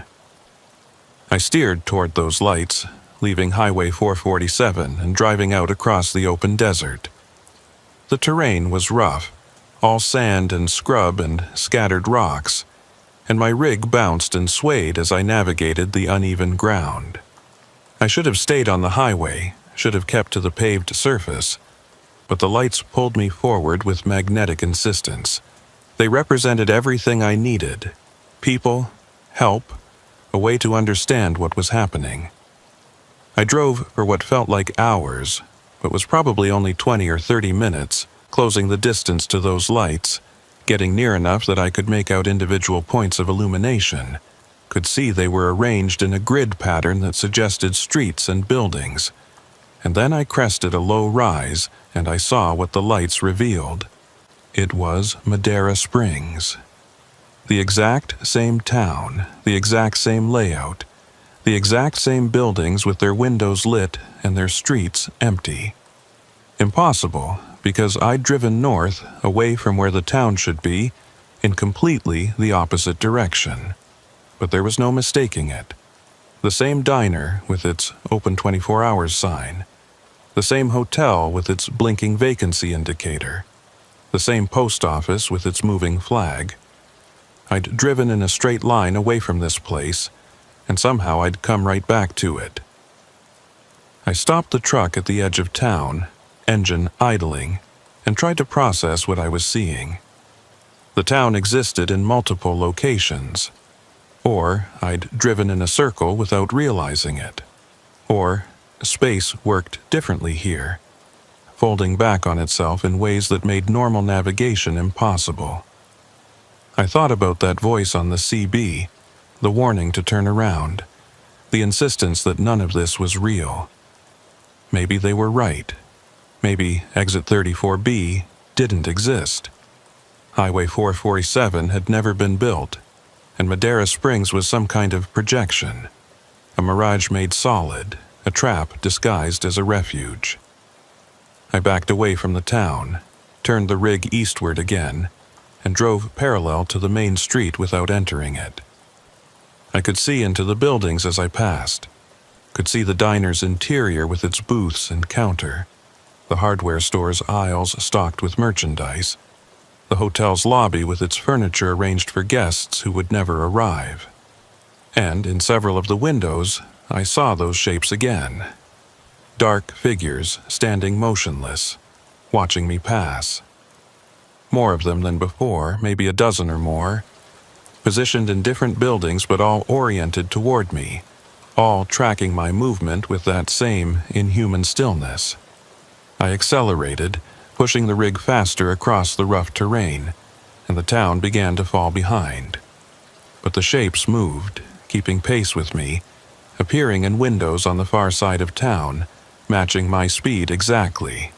They weren't walking, weren't running, just relocating instantaneously from one position to another, and I understood with sudden clarity that they weren't separate entities. They were all part of the same thing, the same intelligence, the same presence that inhabited this place. Madeira Springs wasn't a town. It was an organism, a single living system that used the appearance of human civilization to attract and trap travelers who were unlucky or stupid enough to take exit 34B. I drove through the night, staying well clear of the town's borders, trying to find some way out of this pocket of wrong space. The stars overhead remained impossibly bright, casting enough light to navigate by, and gradually I started to recognize landmarks. Not from this particular stretch of desert, but from other places I'd been, other routes I'd driven. That rock formation looked like something from Arizona. That dry wash matched one I'd crossed in Nevada. That pattern of vegetation was pure Colorado Plateau. It was like the desert around me was made of pieces from different locations, stitched together without regard for geographical logic. At some point during the night, probably around 3 a.m. based on my dashboard clock, I found myself back on Highway 447. I hadn't been looking for it, hadn't seen it approach. But suddenly my tires were on pavement instead of sand, and the mile markers were flashing past in my headlights. Mile 8, Mile 9, Mile 10. I was heading east again, back toward that point where the road ended, and I couldn't seem to make myself turn around.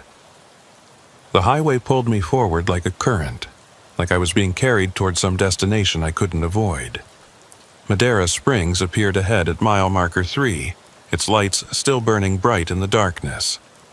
I tried to steer around it, tried to leave the highway and bypass the town entirely, but my wheel wouldn't turn. It was locked in position, refusing to respond to my input, and my rig continued straight down the main street whether I wanted it to or not. The buildings passed on either side, their lit windows showing those dark shapes standing in formation. Dozens of them now, maybe hundreds, filling every visible space. And they were all facing the street, all watching me pass, all waiting for something I couldn't predict. The diner's door stood open as I passed it. Not just unlocked, but wide open, and I could see inside clearly. The interior looked different than it had during the day. The booths were occupied now, filled with more of those dark shapes sitting in postures that suggested human customers but were somehow off, somehow wrong. They sat too straight, held themselves too still, and where their faces should have been, there was only shadow, deeper than the ambient darkness, absolute and impenetrable. One of them turned as I passed, tracking me with that faceless attention, and I saw it raise something to where its mouth should be. A coffee cup, lifting smoothly, tilting back, draining contents I couldn't see and probably didn't want to see. My truck continued through town without my input, passing the hotel and the hardware store and the post office, and I sat behind the wheel with my hands locked in a death grip and my breath coming in short gasps. The steering wheel moved on its own, making minute corrections to keep the rig centered on the street, and the accelerator held steady despite my foot lifting off completely. Something else was driving now. Something else was in control. And all I could do was watch as those buildings slid past, as those shapes watched from every window, as Highway 447 carried me east toward its ending. The town's edge appeared ahead, concrete transitioning to asphalt, and my rig picked up speed as we left the buildings behind. Mile marker 4, mile 5, mile 6, the numbers counting up with mechanical precision.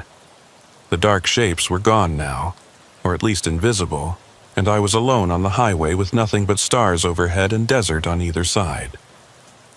My steering wheel responded to my touch again, the accelerator followed my foot, and control returned gradually, like thawing after being frozen. But I wasn't free. I understood that with terrible certainty. I was just being given enough rope, enough agency, to make my next choice feel like it was mine. The highway stretched ahead, and somewhere out there that junction with I-25 was waiting. Or wasn't, or existed in some state between real and unreal that I'd spent my whole career learning to navigate without ever acknowledging its existence. The margins of maps, the spaces between mile markers, the roads that drivers know about but don't discuss because discussing them gives them power, makes them more solid, more able to reach out and pull others in. I kept driving east because east was all there was, and ahead, just barely visible in my headlights, mile marker 23 was approaching. The point where this had all started. The point where maybe I'd find some way back to the world I knew, or where I'd learn that I'd been wrong about which world was real and which was the mirage. Either way, I was about to find out. Mile marker 23 came and went without incident. No junction appeared, no connection to exit 34B, no way back to I-25. Just more highway stretching ahead into darkness, and I'd stopped being surprised. The road wanted me to keep driving, so I kept driving. What else could I do? I had 3/4 of a tank of diesel, enough to run for another 6 or 7 hours. And after that, I'd be stranded out here with no fuel and no options. But that was a problem for future me to worry about. Present me just needed to focus on the road, on keeping the rig moving forward, on watching for whatever came next. What came next was dawn, or something like it. The eastern horizon began to lighten around what my clock claimed was 5:30 a.m., though I'd lost faith in any device's ability to track time accurately. The stars faded gradually, the sky transitioning from black to deep blue to a pale gray that suggested morning without quite achieving it. The desert around me became visible in stages, revealing landscape that looked almost normal, except for small details that were wrong. The saguaro cacti were too tall and stood in formations too regular to be natural. The mesas in the distance had angles too sharp, edges too geometric.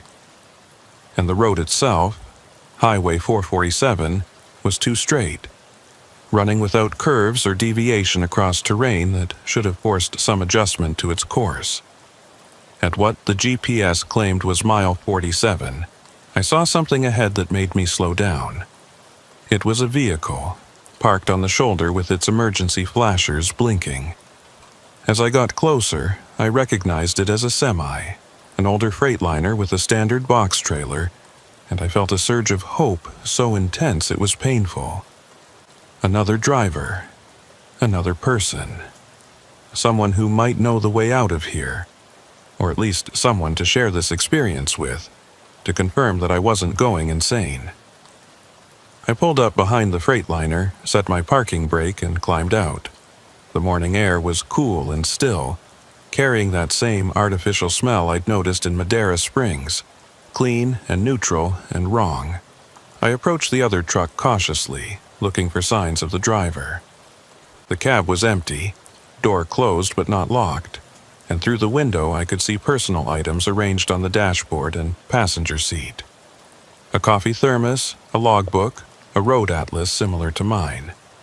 Someone had been here recently, had been driving this rig, but where were they now? I walked around to the trailer, checking the cargo doors. They were closed and sealed, the lock intact, showing no signs of forced entry or damage. I moved to the front of the rig, thinking maybe the driver was checking the engine or dealing with some mechanical problem, but there was no one there either. Just an empty truck sitting on the shoulder of a highway that shouldn't exist, abandoned by a driver who'd left no note, no explanation, no indication of where they'd gone or why. "Hello?"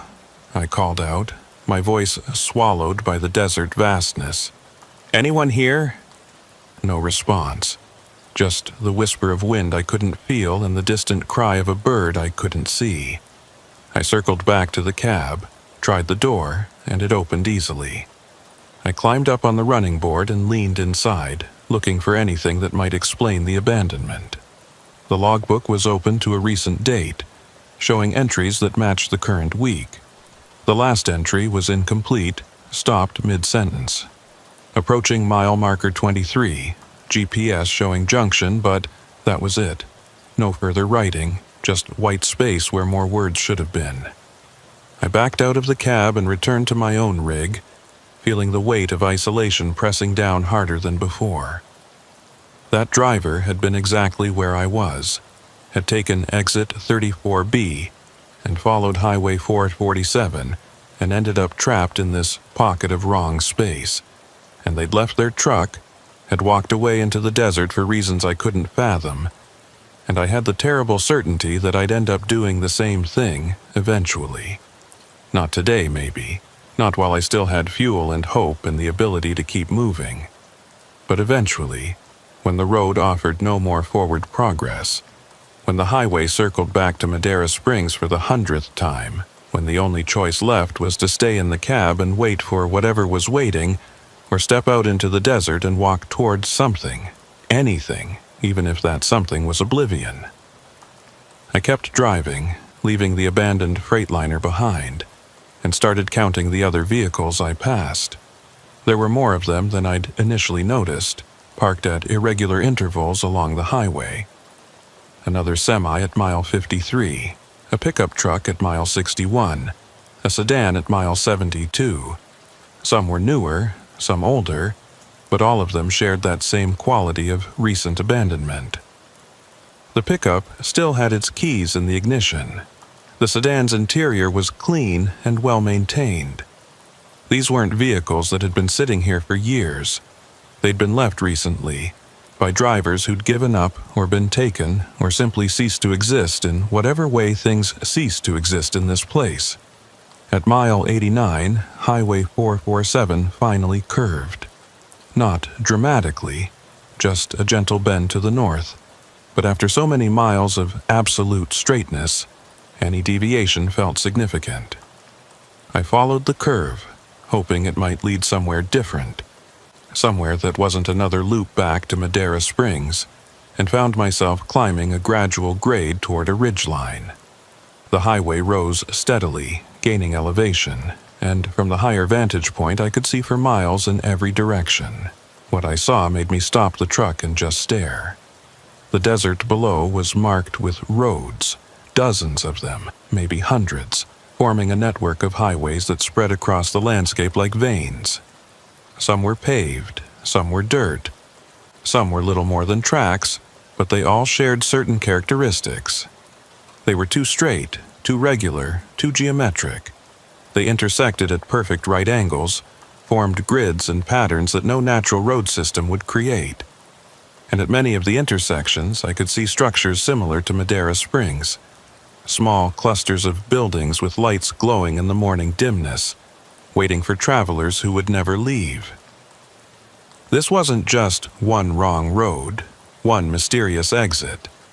It was a whole network, an infrastructure that existed parallel to the real highway system, possibly underneath it or overlaid on top of it in some dimension I couldn't perceive.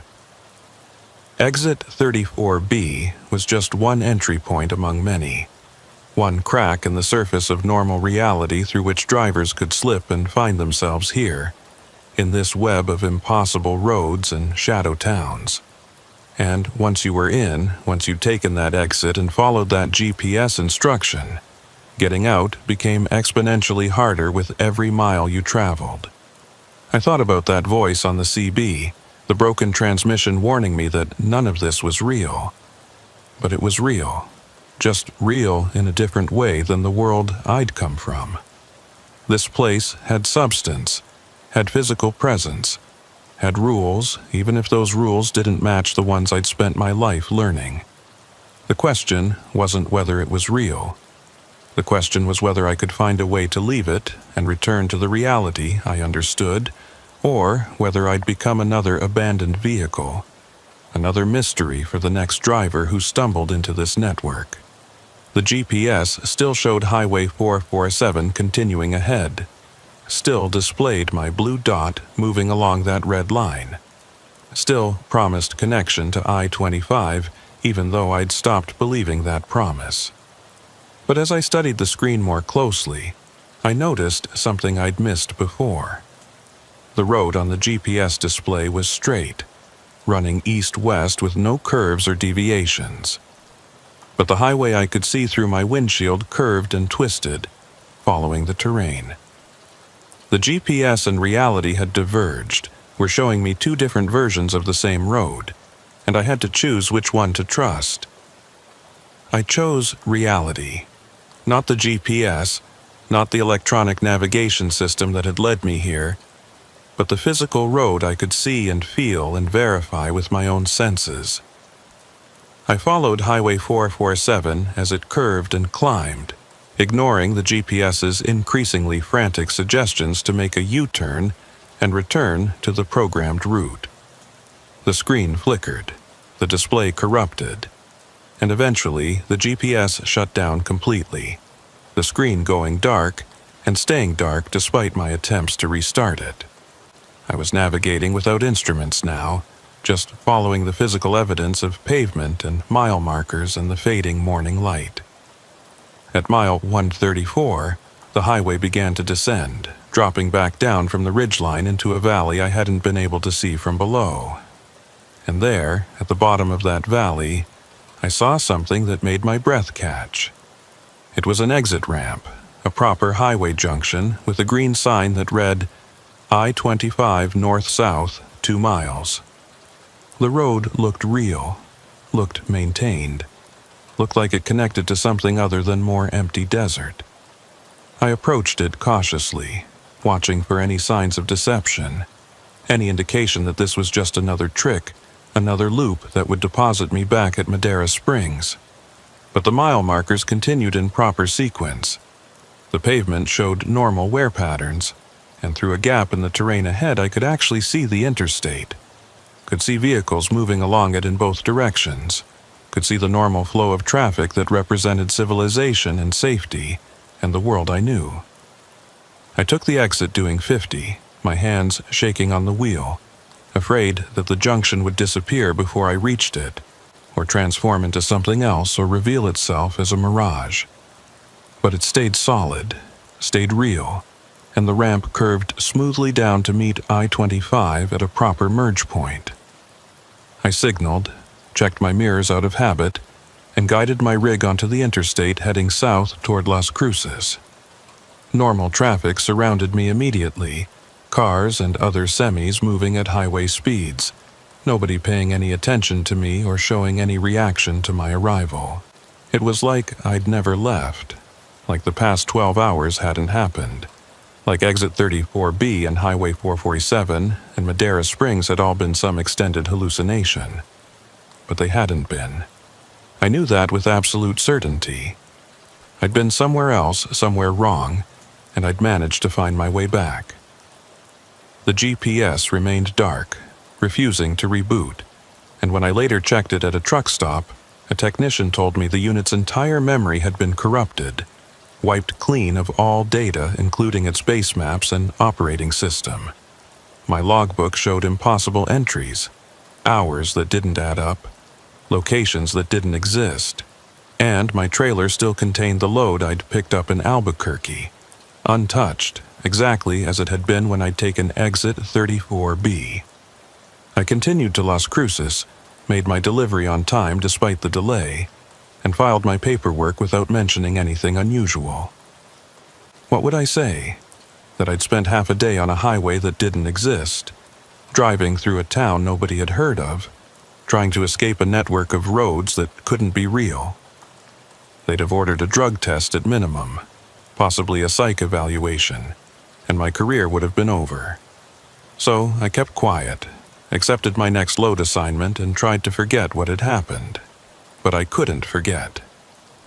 And 3 weeks later, when I was checking my paper atlas to plan a route through New Mexico, I saw something that made my hands go cold. There, on the page, showing the area between Albuquerque and Las Cruces, someone had drawn a road in pencil. It was faint, barely visible, but definitely there. A line branching off from Exit 34, running east through empty desert, passing through a small dot labeled M Springs, before curving north and eventually reconnecting to I-25. The road was marked NM 447. And in the margin, in handwriting I didn't recognize but knew was somehow mine, were 3 words: never go back. I didn't remember writing that, didn't remember marking up my atlas, but the warning was clear, and I followed it. I don't drive that section of I-25 anymore, request different routes when Albuquerque to Las Cruces loads come up, and I've advised other drivers to skip exit 34 entirely, told them the ramp is in poor condition and not worth the trouble. Most ignore me, take the exit anyway because it's faster or more convenient, and most of them arrive at their destinations without incident. But every few months I hear stories. A driver who ran late for no reason, who lost time somewhere they can't explain. A GPS malfunction that showed roads that shouldn't exist.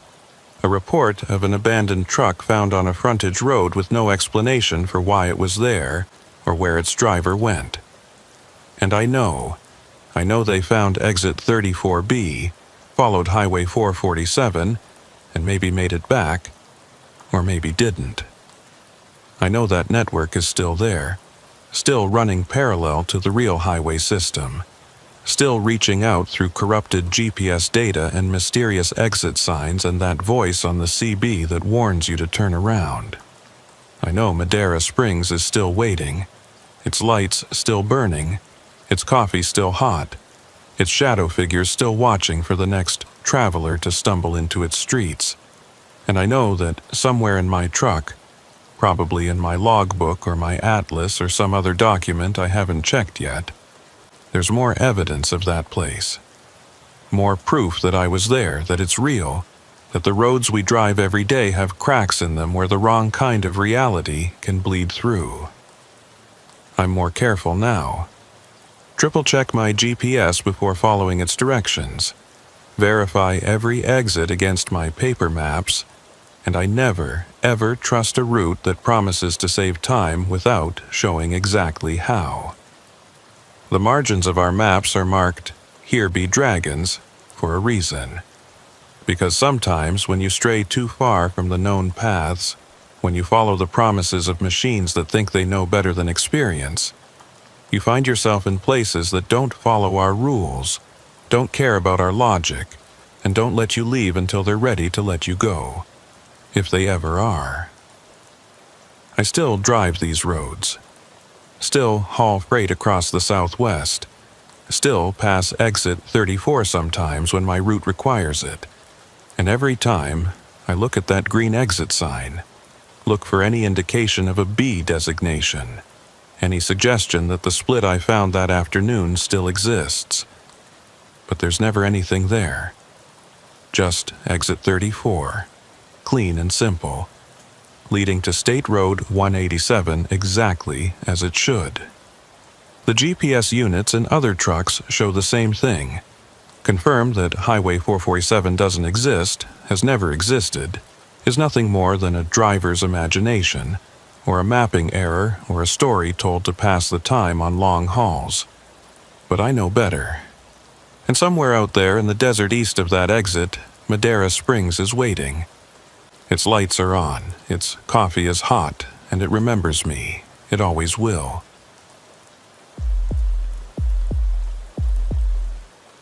I've been driving solo for 19 years, and in that time I've learned that the road has two faces. There's the daylight road, predictable and mapped, where everything makes sense and follows rules you can count on. Then there's the night road, where those rules get fuzzy around the edges, where distance stretches or compresses depending on factors you can't measure, where you're never quite sure if what you're seeing is real or just exhaustion playing tricks on your brain. Most veteran drivers know this, even if they don't talk about it. We've all had nights where the miles didn't add up right, where we arrived at destinations earlier or later than physics should allow, where we saw things in our headlights that disappeared when we looked directly at them.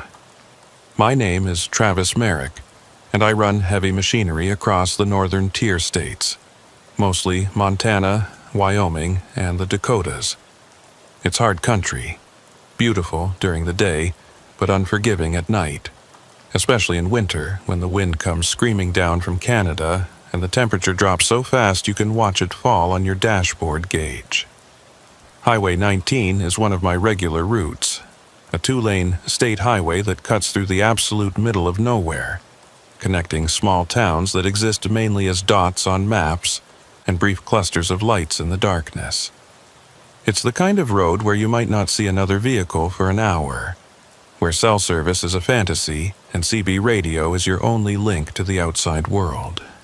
It was early February, one of those brutally cold nights where the air feels solid, where your breath freezes before it leaves your mouth and the stars overhead look like ice chips scattered across black velvet. I'd picked up a load of drilling equipment in Billings, headed for a site near the North Dakota border, and the forecast was calling for clear conditions all night. No snow, no wind, just that deep, crystalline cold that makes everything sharp and brittle. Perfect driving weather, if you dressed for it and kept your diesel flowing. I left Billings around 9 p.m., which put me on Highway 19 just before midnight. The road was empty, as expected. Just 2 lanes of asphalt cutting through rangeland that stretched to the horizon in every direction. The landscape was flat here, almost perfectly level, broken only by the occasional fence line or windbreak of cottonwoods planted generations ago. My headlights reached out into that flatness, creating a cone of visibility that moved with me. And beyond that cone, there was only darkness and cold. The CB had been quiet most of the night, just the occasional burst of static or fragment of conversation from drivers too far away to hear clearly. I kept it on Channel 19 with the squelch set high, filtering out most of the noise, and I'd check in every hour or so just to confirm the channel was still working. "This is northbound on 19. Anyone out there listening?" Most times I got no response, which was fine. The silence was its own kind of company, familiar and comfortable. And I'd learned years ago that being alone didn't mean being lonely. At 2:47 a.m., I crested a low rise and saw lights ahead. Not town lights, not the stationary glow of buildings or street lamps, but moving lights. Vehicle lights. A whole string of them, maybe 6 or 7 trucks traveling in formation, their running lights creating a constellation against the darkness. I felt a small surge of relief at the sight, that primitive human response to seeing other people after hours of isolation. Company, fellow travelers, proof that I wasn't the only one crazy enough to be out here in these temperatures. I closed the distance gradually, my rig running at a steady 70, while the convoy ahead maintained maybe 65. As I got closer, I could make out more details. They were all semis, various makes and models, and they were running tight formation, maybe 100 feet between each rig. Professional spacing, the kind of interval that suggested these drivers knew each other, had driven together before, were comfortable maintaining that proximity even at highway speeds in the dark. The CB crackled as I approached, and a voice came through clear and strong. "Got a driver coming up behind us. You reading this northbound?" I grabbed the mic, keyed it, felt that familiar comfort of human contact. "Roger that. This is northbound in the Freightliner. Got you in sight. Looks like you folks are running a convoy." A different voice responded, deeper, with a slight accent I couldn't quite place. "That we are, driver. You're welcome to join up if you're headed the same direction. Safety in numbers out here." I thought about it for maybe 10 seconds before responding. Convoys were common enough, especially on these remote routes where breakdowns or weather could turn deadly fast. Having other trucks nearby meant help was available if something went wrong, meant you had someone to talk to during the long, empty hours, meant the road felt a little less vast and threatening. "Appreciate that," I transmitted. "I'm heading to the North Dakota line, probably another 3 hours out. What's your destination?" There was a pause, longer than seemed necessary for such a simple question, and when the first voice came back, something in its tone had changed. Not threatening exactly, but less welcoming, more cautious. "We're heading north as well, driver. Running through to the border and beyond. You just maintain your speed and we'll all get where we're going." The phrasing struck me as odd. That emphasis on where we're going, like it meant something more than just a physical destination. But I was tired, Had been driving for 5 hours already, and odd phrasings happen all the time on CB radio. People get creative with language when they spend enough time alone. I settled in behind the last truck in the convoy, a Peterbilt with a standard box trailer, and matched their speed. The formation absorbed me smoothly, and I felt myself relaxing into the rhythm of group travel. The taillights ahead provided a focal point, something to track besides the empty road, and knowing there were other drivers nearby made the night feel less oppressive. We drove in silence for maybe 20 minutes, just the hum of tires and the distant growl of diesel engines, and I started to notice details about the trucks I was following. The Peterbilt's trailer had no markings, no company name or logo, just plain white paint that looked gray in my headlights. That wasn't unusual in itself. Plenty of owner-operators ran unmarked equipment, but something about the complete absence of identification felt deliberate. I looked ahead at the other trucks in the convoy, squinting to make out details in the darkness, and realized they were all the same. No company markings, no DOT numbers visible, no mud flaps with customary slogans or chrome accessories that drivers use to personalize their rigs. They were anonymous, stripped of the individual identity that most truckers prided themselves on. The CB crackled again, and this time it was a woman's voice, younger, with a slight southern drawl. "How's everyone doing out there? Staying warm?" Responses came from multiple drivers, a chorus of affirmations and brief comments about the weather. I counted 5 distinct voices, which matched the number of trucks I could see ahead of me, not including my own rig. "Cold as a well digger's backside," one voice said, getting a few chuckles in response. "But we're making good time, should hit the next waypoint right on schedule." Waypoint, another odd choice of words. Truckers usually talked about towns or truck stops or specific mile markers, not waypoints. That was navigation terminology, the kind of language pilots used, or maybe military convoys. But again, I dismissed it as personal preference. Individual style, nothing worth worrying about.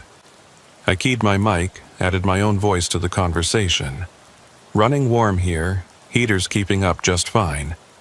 Appreciate the company out here, been a quiet night." The woman's voice came back immediately. "We're glad to have you, driver. It's good to have a full complement again. Been running one short for too long." I frowned at that, not sure what she meant by full complement, or why it would matter how many trucks were in the convoy. But before I could ask, one of the male voices cut in with a question about road conditions ahead, and the conversation shifted to more practical matters. We drove through the early morning hours, that dead time between midnight and dawn, when the world feels like it's holding its breath, waiting for something to break the spell. The highway remained empty except for our convoy, no oncoming traffic. No vehicles passing in either direction, just our 7 rigs moving north through the darkness. The CB chatter continued sporadically, brief exchanges about weather and road conditions, and the eternal trucker complaints about fuel prices and dispatch schedules. Normal conversation, familiar rhythms, nothing that raised any immediate concerns. But gradually I started to notice things that didn't quite add up. The convoy maintained absolutely perfect spacing, never varying by more than a few feet, even when the road curved or dipped. The trucks ahead never seemed to brake, never showed brake lights even when cresting hills or approaching curves. And their exhaust, visible as faint plumes in my headlights when the cold air hit the hot diesel emissions, looked wrong somehow. Too thin, too translucent, not the thick white clouds I'd expect in these temperatures. At 3:15 a.m., the lead truck called back on the CB. "Got weather coming in from the northwest. Looks like fog or maybe snow. Everyone stay sharp."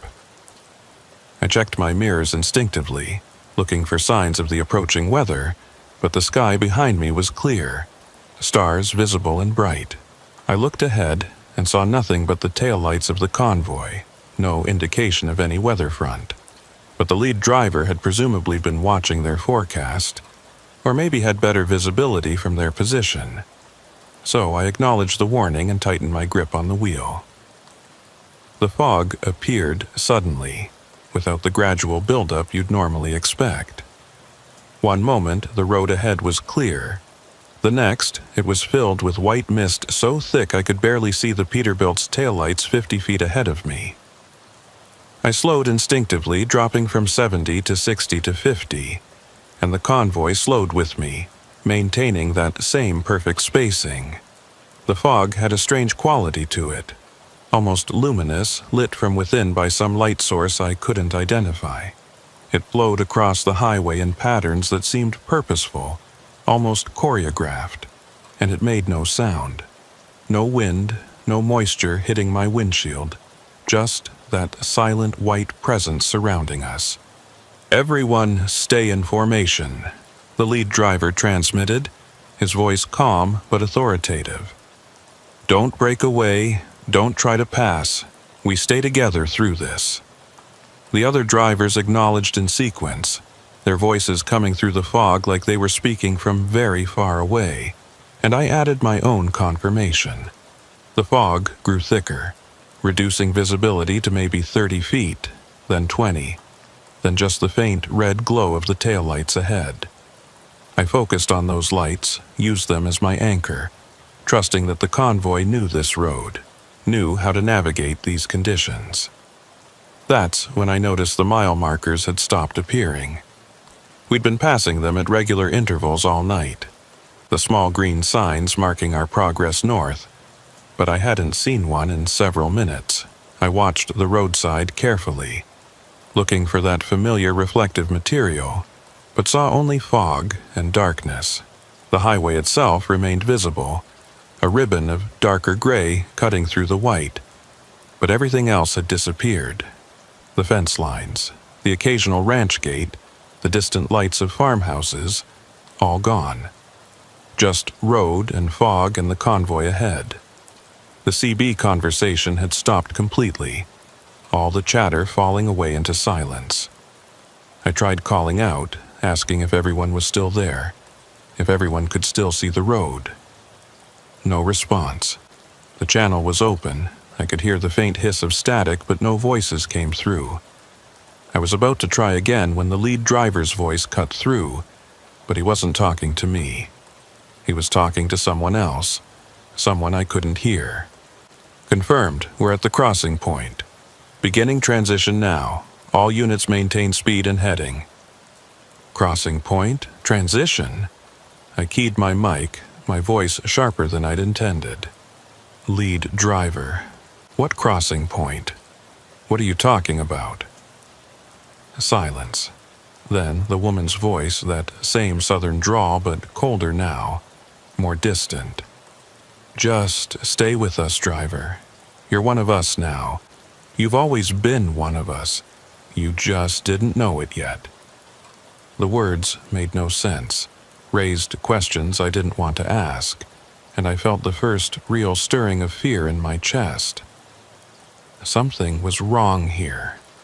Something had been wrong all along, and I'd been too tired or too trusting or too desperate for company to notice. I eased off the accelerator, letting my rig slow down, trying to put some distance between myself and the Peterbilt ahead. But the Peterbilt slowed too, matching my speed exactly, maintaining that same interval. I tried to change lanes, to pull around and break away from the convoy, but when I turned the wheel, nothing happened. The rig continued straight, following the road, following the convoy, and my steering input made no difference. It was like driving on ice, but the road surface was dry and my tires should have had full traction. The fog began to pulse then, expanding and contracting in rhythm with something I couldn't hear but could feel in my chest, a deep, subsonic vibration that made my ribs ache. The convoy's taillights flickered in sync with those pulses, and through the fog I started to see shapes, suggestions of structures or objects that appeared and disappeared before I could focus on them. They looked almost like signs, Huge overhead structures that shouldn't exist on a two-lane highway, covered with text I couldn't read in languages I didn't recognize. "Let me out," I transmitted, not caring how it sounded, not caring about protocol or radio etiquette. "I'm breaking off, heading back south. This isn't right." The lead driver's response came immediately, and this time there was something almost like sympathy in his voice. "Can't do that, driver. You took the invitation, you joined the convoy. We're all going to the same place now. Whether we knew we were headed there or not, just relax. It's easier if you don't fight it." I tried the brakes, stood on them as hard as I could, felt the cab pitch forward as the air system engaged, heard the hiss of releasing pressure. But the rig didn't slow down. The speedometer held steady at 50, and the convoy maintained its formation, and the fog continued to pulse around us like we were traveling through the breathing throat of something vast and alive. I was trapped, locked into this procession, being carried toward a destination I hadn't chosen and couldn't see, and the only other people who might help were the same people who trapped me here in the first place. The fog began to clear ahead, not gradually, but suddenly, like passing through a curtain. One moment we were surrounded by white mist, the next we were in clear air under a sky full of stars. But the stars were wrong, configured in patterns I didn't recognize, forming constellations that shouldn't exist. And the road ahead, the highway we'd been following, had changed. It was wider now, 4 lanes instead of 2, and the pavement looked different, darker, almost black, with markings in colors I'd never seen on any highway. The convoy continued without hesitation, the trucks ahead spreading out to fill the wider road, and I had no choice but to follow. The highway stretched ahead like a wound in the landscape, that dark pavement absorbing light instead of reflecting it, and the mile markers that began to appear were marked with symbols instead of numbers. Not letters, not pictographs, just geometric shapes that hurt to look at directly, that seemed to writhe and reconfigure themselves when I tried to focus on them. The convoy spread across all 4 lanes now, no longer in single file but in a staggered formation, and I found myself in the left lane with trucks on both sides, boxing me in completely. The temperature gauge on my dash started to fluctuate, jumping from 180 degrees to 240 and back to 160 in the span of seconds. My fuel gauge did the same, showing 3/4 full, then nearly empty, then full again. The clock had stopped at 3:33 a.m., the numbers frozen on the display, and when I tried to check my phone, the screen showed nothing but static, gray noise that moved like insects. Every system in the cab was malfunctioning, giving me contradictory information, making it impossible to know anything for certain except that I was still moving, and the convoy was still around me. The CB came to life again, but this time it wasn't any of the voices I'd heard before. This was something else, a layered sound like multiple people speaking in unison, their words overlapping but somehow remaining distinct. "Welcome to the northern route, driver. You've been selected for continuation. Your previous designation has been suspended. You are now part of the permanent convoy." The words made my skin crawl, not just because of their content but because of the way they were delivered, that mechanical precision that suggested the speakers weren't quite human, or had forgotten how to sound human after too long away from regular human contact. "I didn't agree to this," I transmitted back, my voice tight with fear and anger. "Let me go. I have a delivery to make, people expecting me. You can't just—" The unified voice cut me off. "Your previous obligations are no longer relevant. The delivery you speak of will never arrive. The people expecting you will gradually forget you were coming. Time operates differently here. You'll understand soon." The casual way they dismissed my entire existence, my job, my identity, made something in me snap. I started yanking on the steering wheel, trying to force the rig to respond, trying to break free of whatever was controlling it. Nothing changed. The rig continued on its course, tracking that dark highway with mechanical precision, and my efforts to control it had no effect whatsoever. I was a passenger in my own truck, watching helplessly as I was carried deeper into wherever this road led. The other trucks in the convoy maintained their positions around me, creating a shell of metal in motion that I couldn't penetrate, couldn't escape. Through their windows, I could see the silhouettes of drivers, or things that looked like drivers, sitting perfectly still behind their wheels, not moving, not adjusting their positions, just maintaining that same rigid posture hour after hour. The landscape outside had changed completely. We weren't in Montana anymore, or anywhere I recognized. The terrain was too flat, stretching to the horizon without variation, and the color was wrong. Not quite gray, not quite brown, but some shade in between that made my eyes water when I tried to focus on it. There were structures scattered across this landscape, buildings or towers or something else, all of them the same vague shape, all of them equidistant from the highway, arranged in patterns too regular to be natural. They looked like they were made of the same material as the road, that light-absorbing darkness, and they cast shadows that fell in multiple directions simultaneously, suggesting multiple light sources or physics that didn't match Earth's. I tried the door handle, thinking maybe I could climb out while the rig was moving, could throw myself from the cab and take my chances with the fall rather than continue on this journey. But the door wouldn't open. Not locked, just sealed, like the handle was welded in place or the door had merged with the frame. The windows wouldn't open either, and when I looked closely at the glass, I realized it wasn't glass anymore. It was something else, something crystalline, and it distorted the view outside in subtle ways, making distances impossible to judge and shapes hard to define.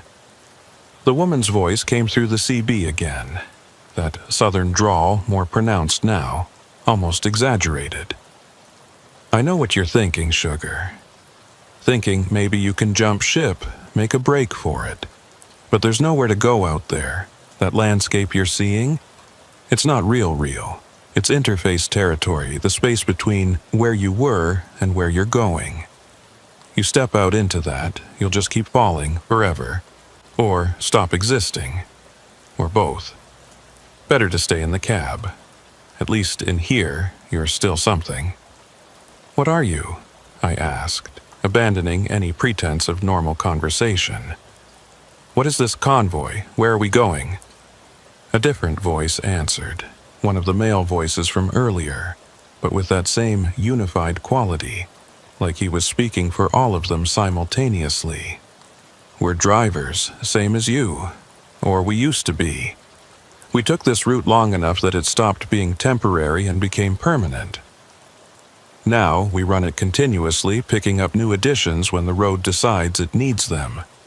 As for where we're going, that's complicated. The road loops, you see. It goes north forever, but it also comes back around, intersects with itself at certain points. We're heading toward one of those intersection points now." The trucks ahead started to slow down, their speed dropping from 50 to 40 to 30, and the convoy tightened formation, the intervals between rigs shrinking until we were almost bumper to bumper. I could see the driver in the Peterbilt ahead more clearly now, and what I saw made my stomach clench. It was a person, or had been once, but their skin had the same dark quality as the pavement, like they were slowly becoming part of the road itself.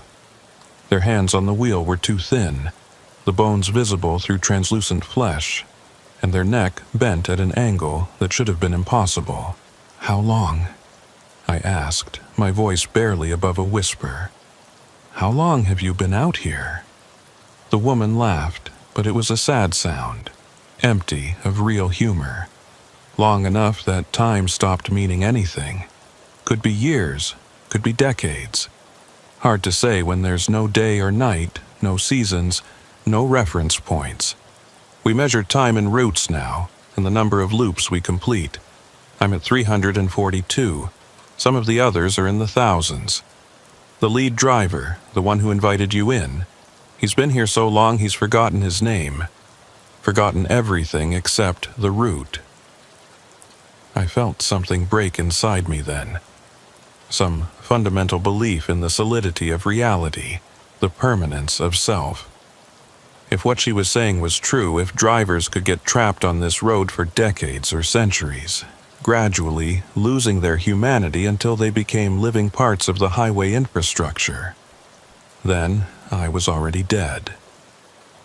My old life was over, and what remained was just the slow dissolution of identity, the gradual transformation into something that existed only to drive, to maintain this convoy, to perpetuate the road. But I wasn't ready to accept that. Not yet. I started going through everything in the cab, looking for anything that might help, any tool or resource I'd forgotten about. My phone was useless, just static and noise. My logbook showed entries that made no sense. Dates from years ago mixed with dates from the future. Locations that didn't exist. My atlas, that old paper backup I'd relied on for so long, showed only blank pages the maps faded or erased or never printed in the first place. But in the glove box, buried under old receipts and repair records, I found something I'd forgotten about. A GPS unit, an old one I'd stopped using years ago when I'd upgraded to the newer model mounted on my dash. I pulled it out, checked the battery. Dead. But it had a power cable, and I plugged it into the cigarette lighter, held my breath while it booted up. The screen flickered, showed the manufacturer's logo, and then displayed a map. For a moment, I felt hope surge in my chest. But then I looked at what the map was showing, and that hope died. The GPS showed my position as a blue dot on a black background, with no roads, no landmarks, no indication of where I was. Just that dot, moving slowly north through emptiness. And in the corner of the screen, where it should have shown my speed and direction, there was just a single word: transitioning. The convoy came to a complete stop then. All 7 trucks halting simultaneously without any brake lights showing, without any warning. We were parked on the dark highway in perfect formation, engines idling but nobody moving, and through my windows I could see something ahead that made my breath catch.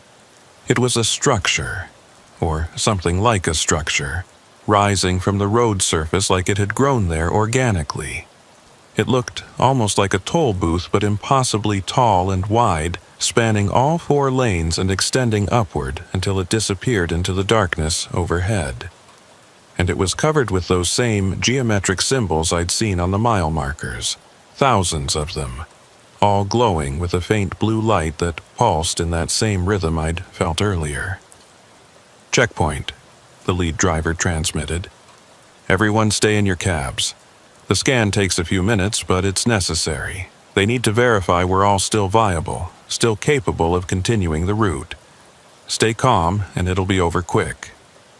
The way he said viable made my skin crawl.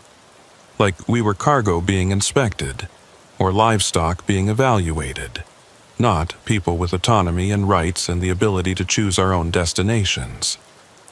The structure began to emit a sound, so low it was almost below the threshold of hearing, a vibration that made my teeth ache and my vision blur. I felt something sweep across the cab, invisible but tangible, like a wave of pressure or a change in air density. It passed through me, through the metal and glass of the truck, and I had the distinct sensation of being read, being analyzed, having my fundamental properties cataloged by whatever intelligence operated this checkpoint.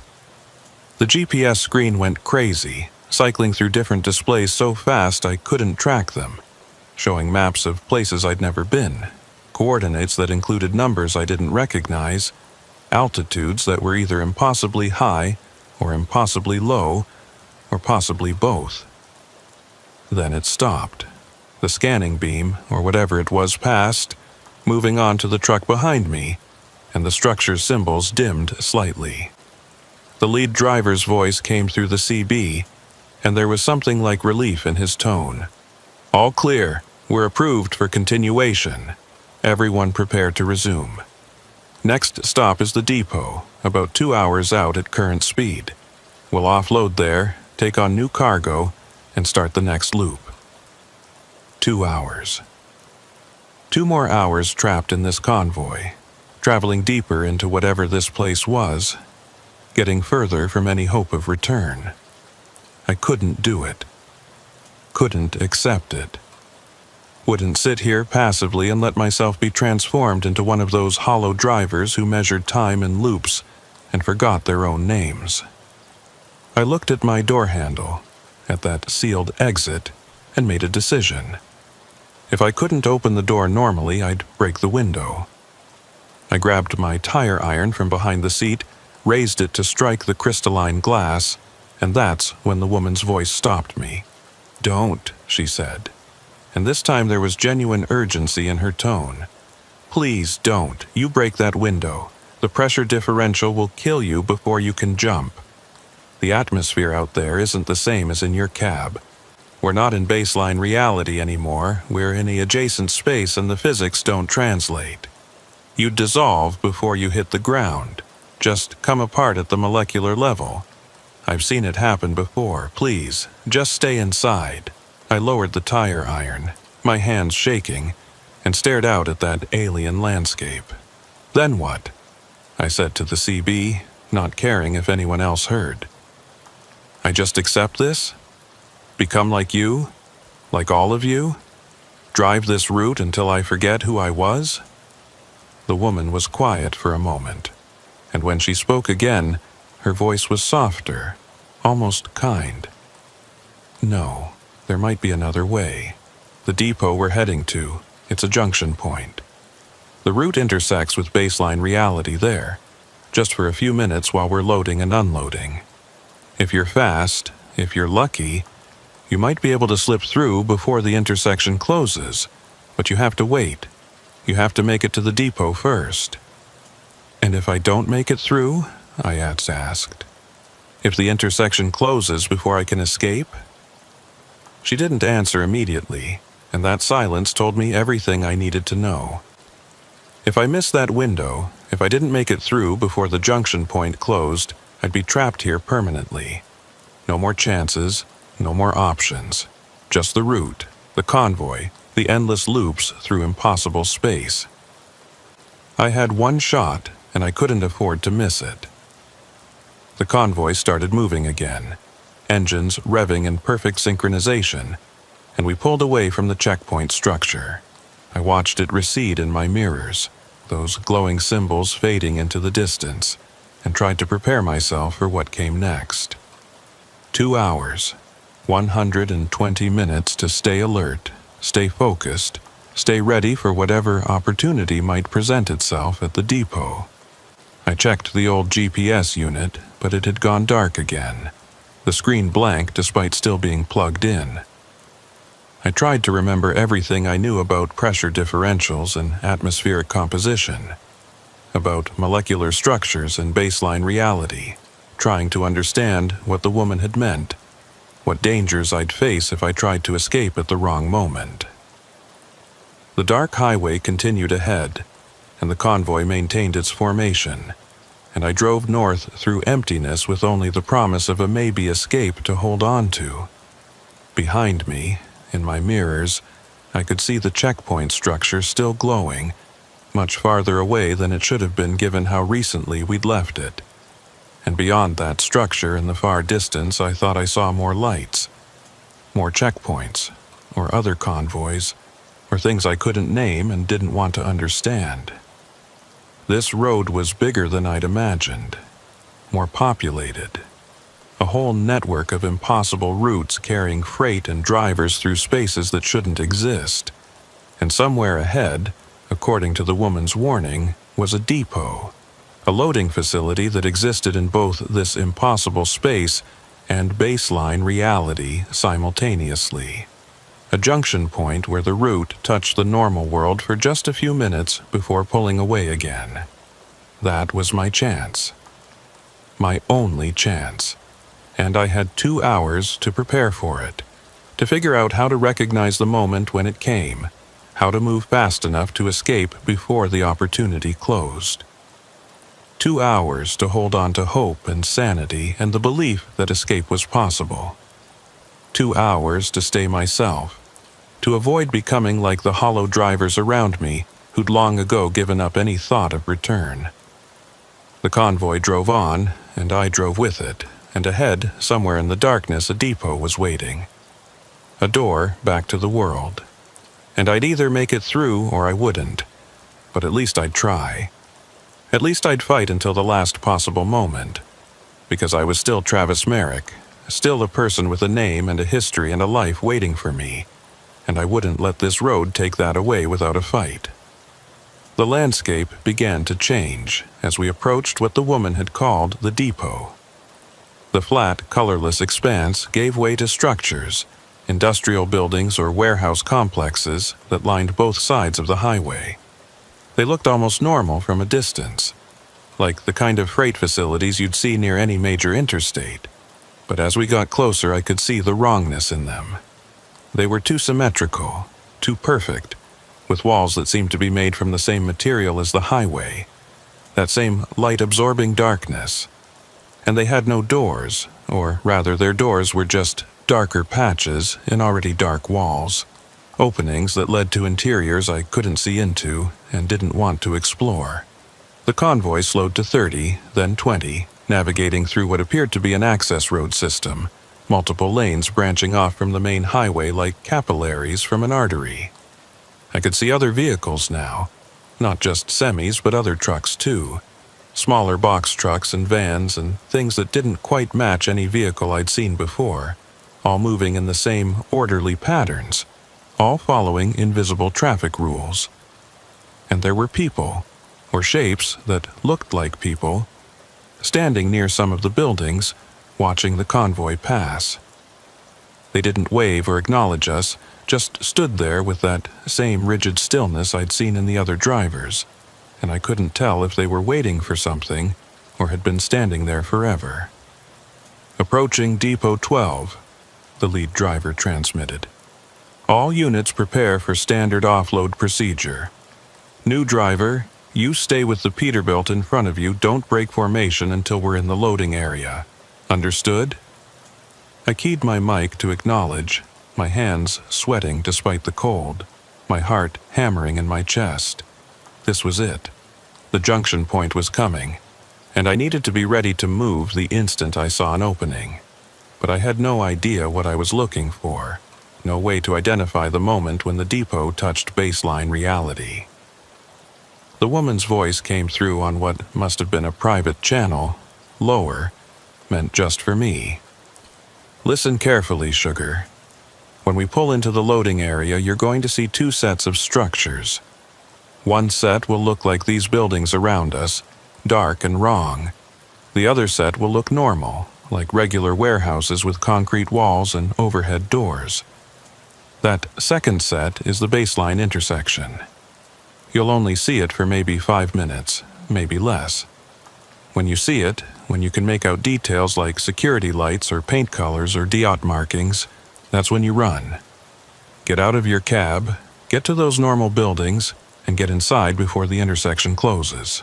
"How will I know when it's closing?" I asked, keeping my voice low even though I wasn't sure if the others could hear me.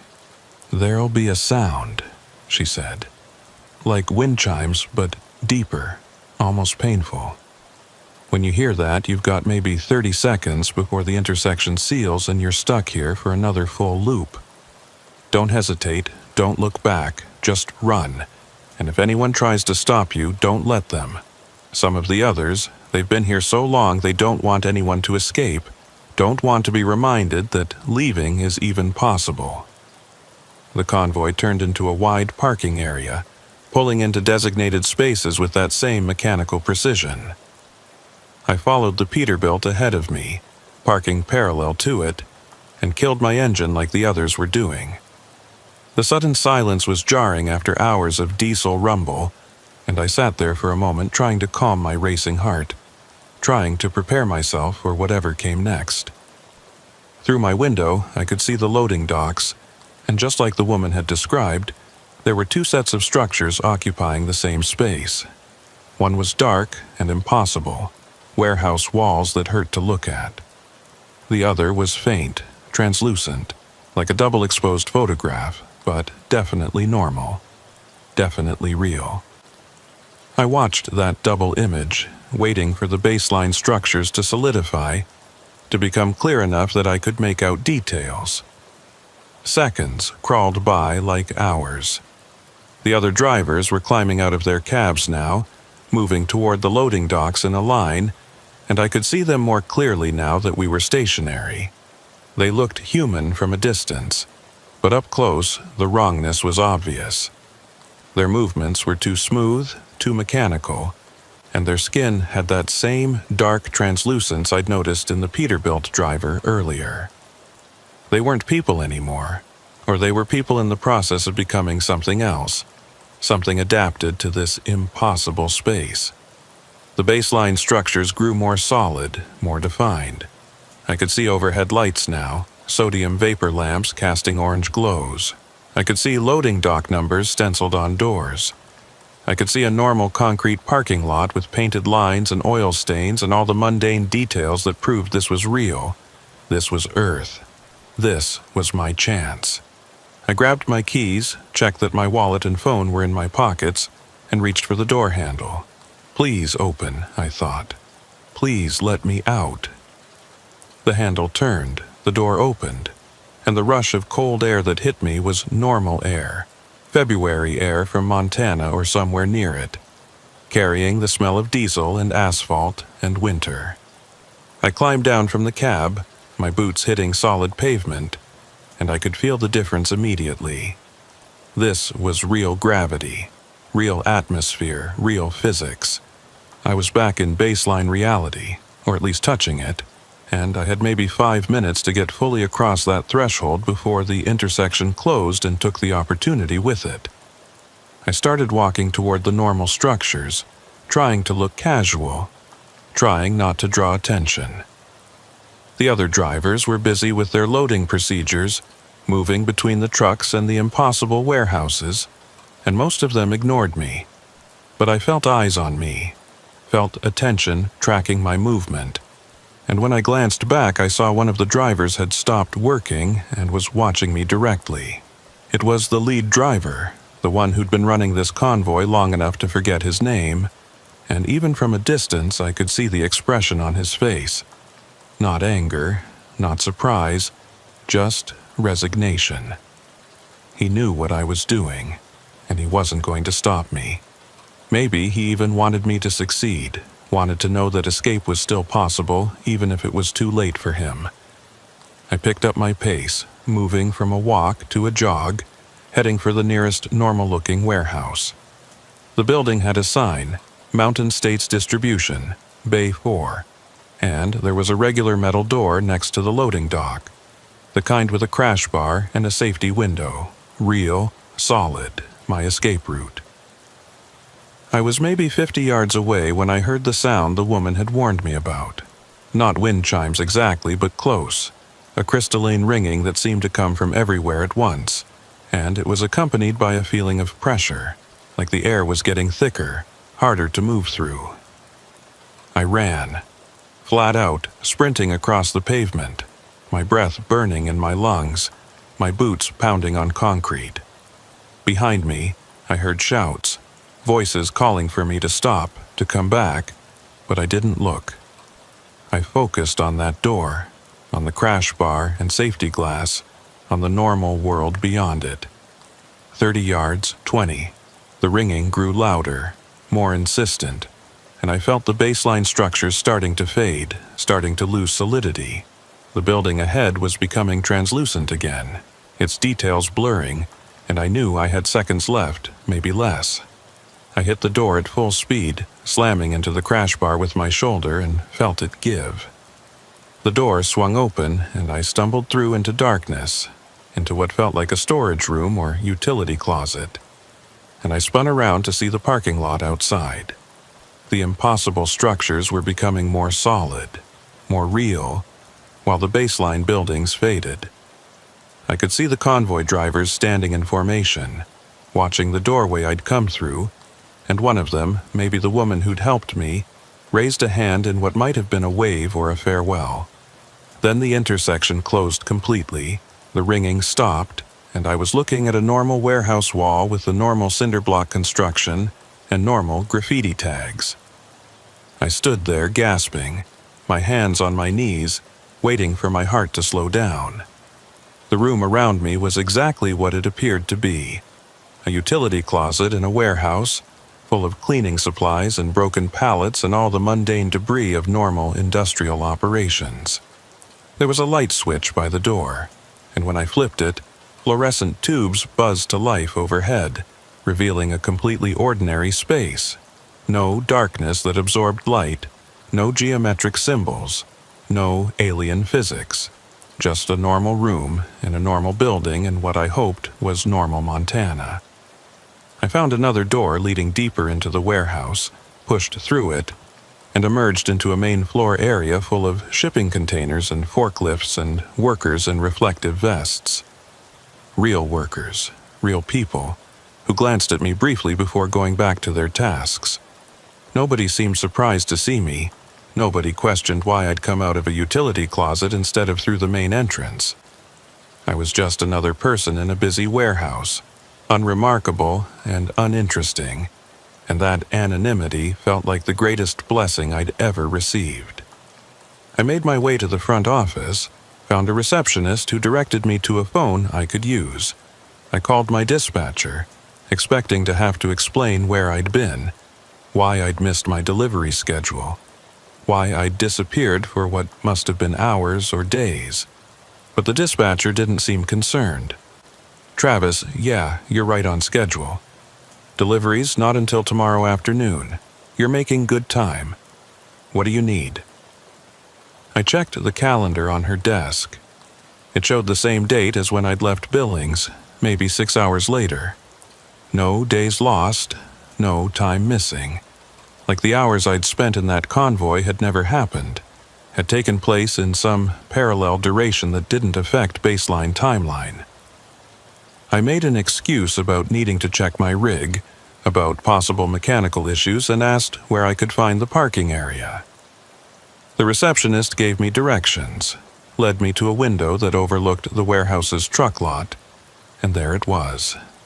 My Freightliner, parked exactly where I must have left it before.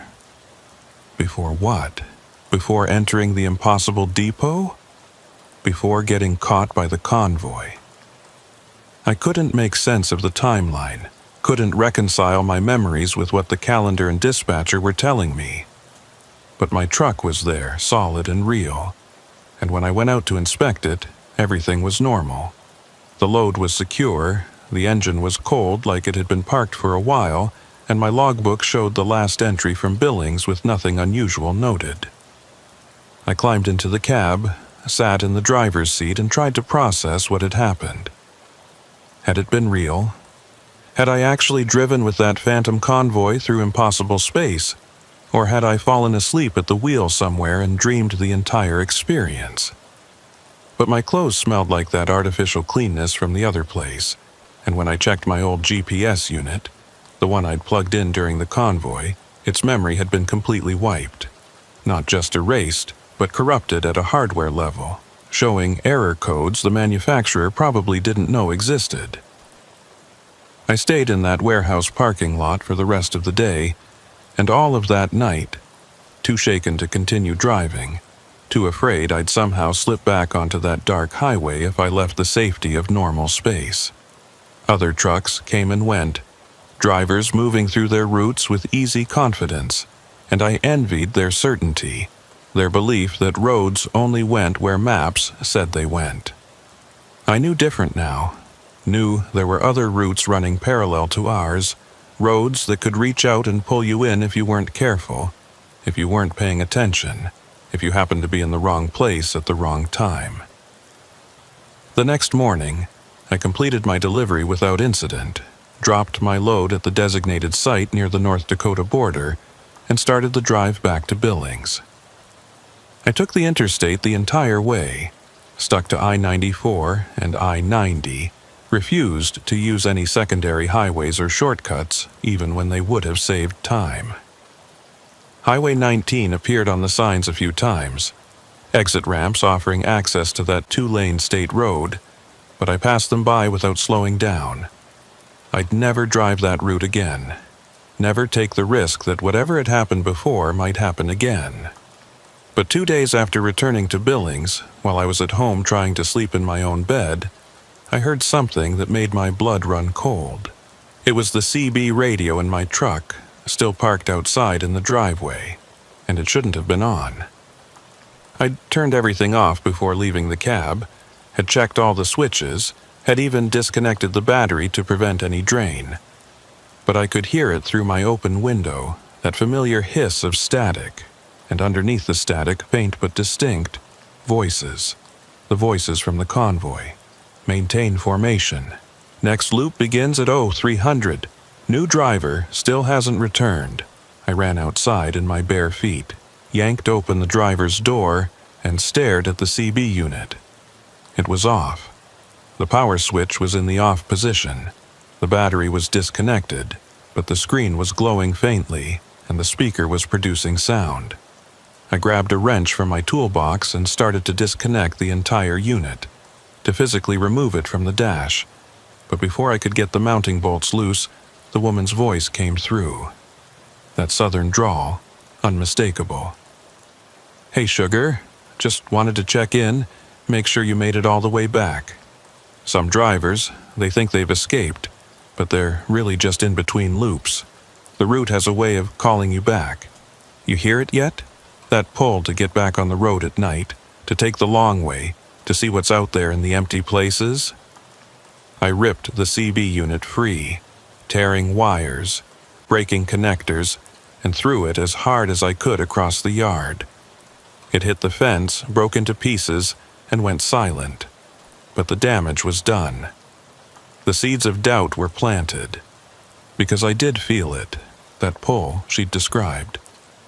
Every night when I tried to sleep, I thought about those empty highways, about the convoy running its eternal loop, about the drivers who'd become so integrated with the route they'd forgotten they'd ever been human. And a part of me, a part I didn't want to acknowledge, wondered what it would be like to just give in, to join them, to stop fighting, and let the road carry me wherever it wanted to go. 3 years have passed since that night with the convoy. 3 years of driving during daylight hours only, of avoiding Highway 19 and any other secondary routes that might connect to whatever network those impossible roads form. 3 years of checking and rechecking my equipment, of replacing GPS units that start showing routes that don't exist, of disconnecting CB radios the moment they begin picking up transmissions from drivers who shouldn't be there. 3 years of trying to convince myself that I'm safe, that I escaped completely, that the convoy can't reach me anymore. But I know it's a lie. I know they're still out there, still running their loops through spaces adjacent to our reality, still carrying whatever cargo the depot loads them with. And I know they're waiting for me to make a mistake, to let my guard down, to take one wrong turn on one dark night and find myself back on that dark highway with those hollow drivers and that pull toward the destinations I can't name. The evidence is everywhere once you know to look for it. Other drivers going missing, last reported on remote highways before vanishing completely. Trucks found abandoned with their engines still running, their logbooks showing impossible routes. CB chatter in the deep hours of the morning. Voices that overlap and echo, like they're speaking from very far away or very long ago. The road has teeth, the old-timers used to say, and I never understood what they meant until I felt those teeth close around me, until I struggled free and found myself marked by the experience. I tried to warn people at first, told other drivers about the convoy, about Highway 19, about the danger of accepting invitations to join up with trucks you don't recognize. Most ignored me, dismissed it as road fatigue or too much time alone. A few listened with the polite attention you give to someone who's clearly suffering from stress, nodding along before finding excuses to end the conversation. But one driver, an older man named Hank who'd been running these routes longer than I'd been alive, pulled me aside after I'd shared my story at a truck stop outside of Great Falls. "You're not crazy," he said quietly, glancing around to make sure nobody else was listening. I've heard similar stories from other drivers over the years. Different details, different roads, but the same basic pattern. Something out there in the empty spaces, something that uses the highways as its hunting ground. Most folks who encounter it don't come back. The fact that you did, that you got away, that's remarkable. But it also means you're marked. They know you now, know your face, your voice, your rig, and they'll be patient. They've got all the time in the world. I asked him if he knew any way to protect myself, any method to keep from being pulled back onto those impossible routes. He shook his head slowly. "Only thing I can tell you is what an old driver told me 30 years ago. Stay in the light. Don't drive at night unless you absolutely have to. Don't trust your GPS if it shows routes you don't recognize. And most importantly, don't ever, ever drive alone on secondary highways after midnight.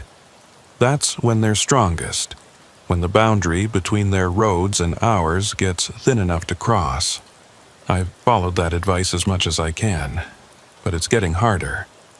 The pull toward night driving gets stronger every month, like an itch I can't scratch, a hunger I can't satisfy. I find myself planning routes that would take me past Highway 19, thinking about what might happen if I just took that turn, just drove north one more time, just answered the call I feel building in my bones. It would be so easy, so simple. Just turn the wheel and let the road carry me back to the convoy, back to the eternal loop, back to a kind of certainty that exists nowhere else in this uncertain world. Last night, I had a dream. Or maybe it wasn't a dream. Maybe it was something else, some kind of transmission from that other space. I was driving north on Highway 19, following the same route as that first night, and ahead of me I saw the lights of the convoy. They were waiting for me at the exact same spot where I'd first encountered them, running in perfect formation, and as I got closer I could hear their voices on the CB. Not the mechanical unified voice from the depot, but their individual voices. The drivers I'd briefly known. The woman with her southern drawl, the lead driver with his authoritative tone, all of them calling to me, welcoming me back, telling me there was still a place for me in the formation. And the worst part, the part that terrifies me most, is that I wanted to join them. In the dream, I accelerated, closed the distance, slid into formation like I'd never left. The relief I felt was overwhelming, like coming home after a long journey, like finding the place I was always meant to be. We drove together through the night, through the fog and into that other space, and it felt right in ways I can't explain. Natural, inevitable. Like I'd only been delaying the inevitable during these 3 years, like escape was never really an option, just a temporary reprieve. I woke up with my hand on my keys, my truck keys, and I was standing by my rig in the middle of the night with no memory of getting out of bed or getting dressed or walking outside. I'd been about to climb into the cab, about to start the engine and drive somewhere, though I couldn't remember where I'd been planning to go. The pull toward the convoy is getting stronger. I don't know how much longer I can resist it. Today, I accepted a load that will take me through northern Montana, a route that comes within 50 miles of Highway 19.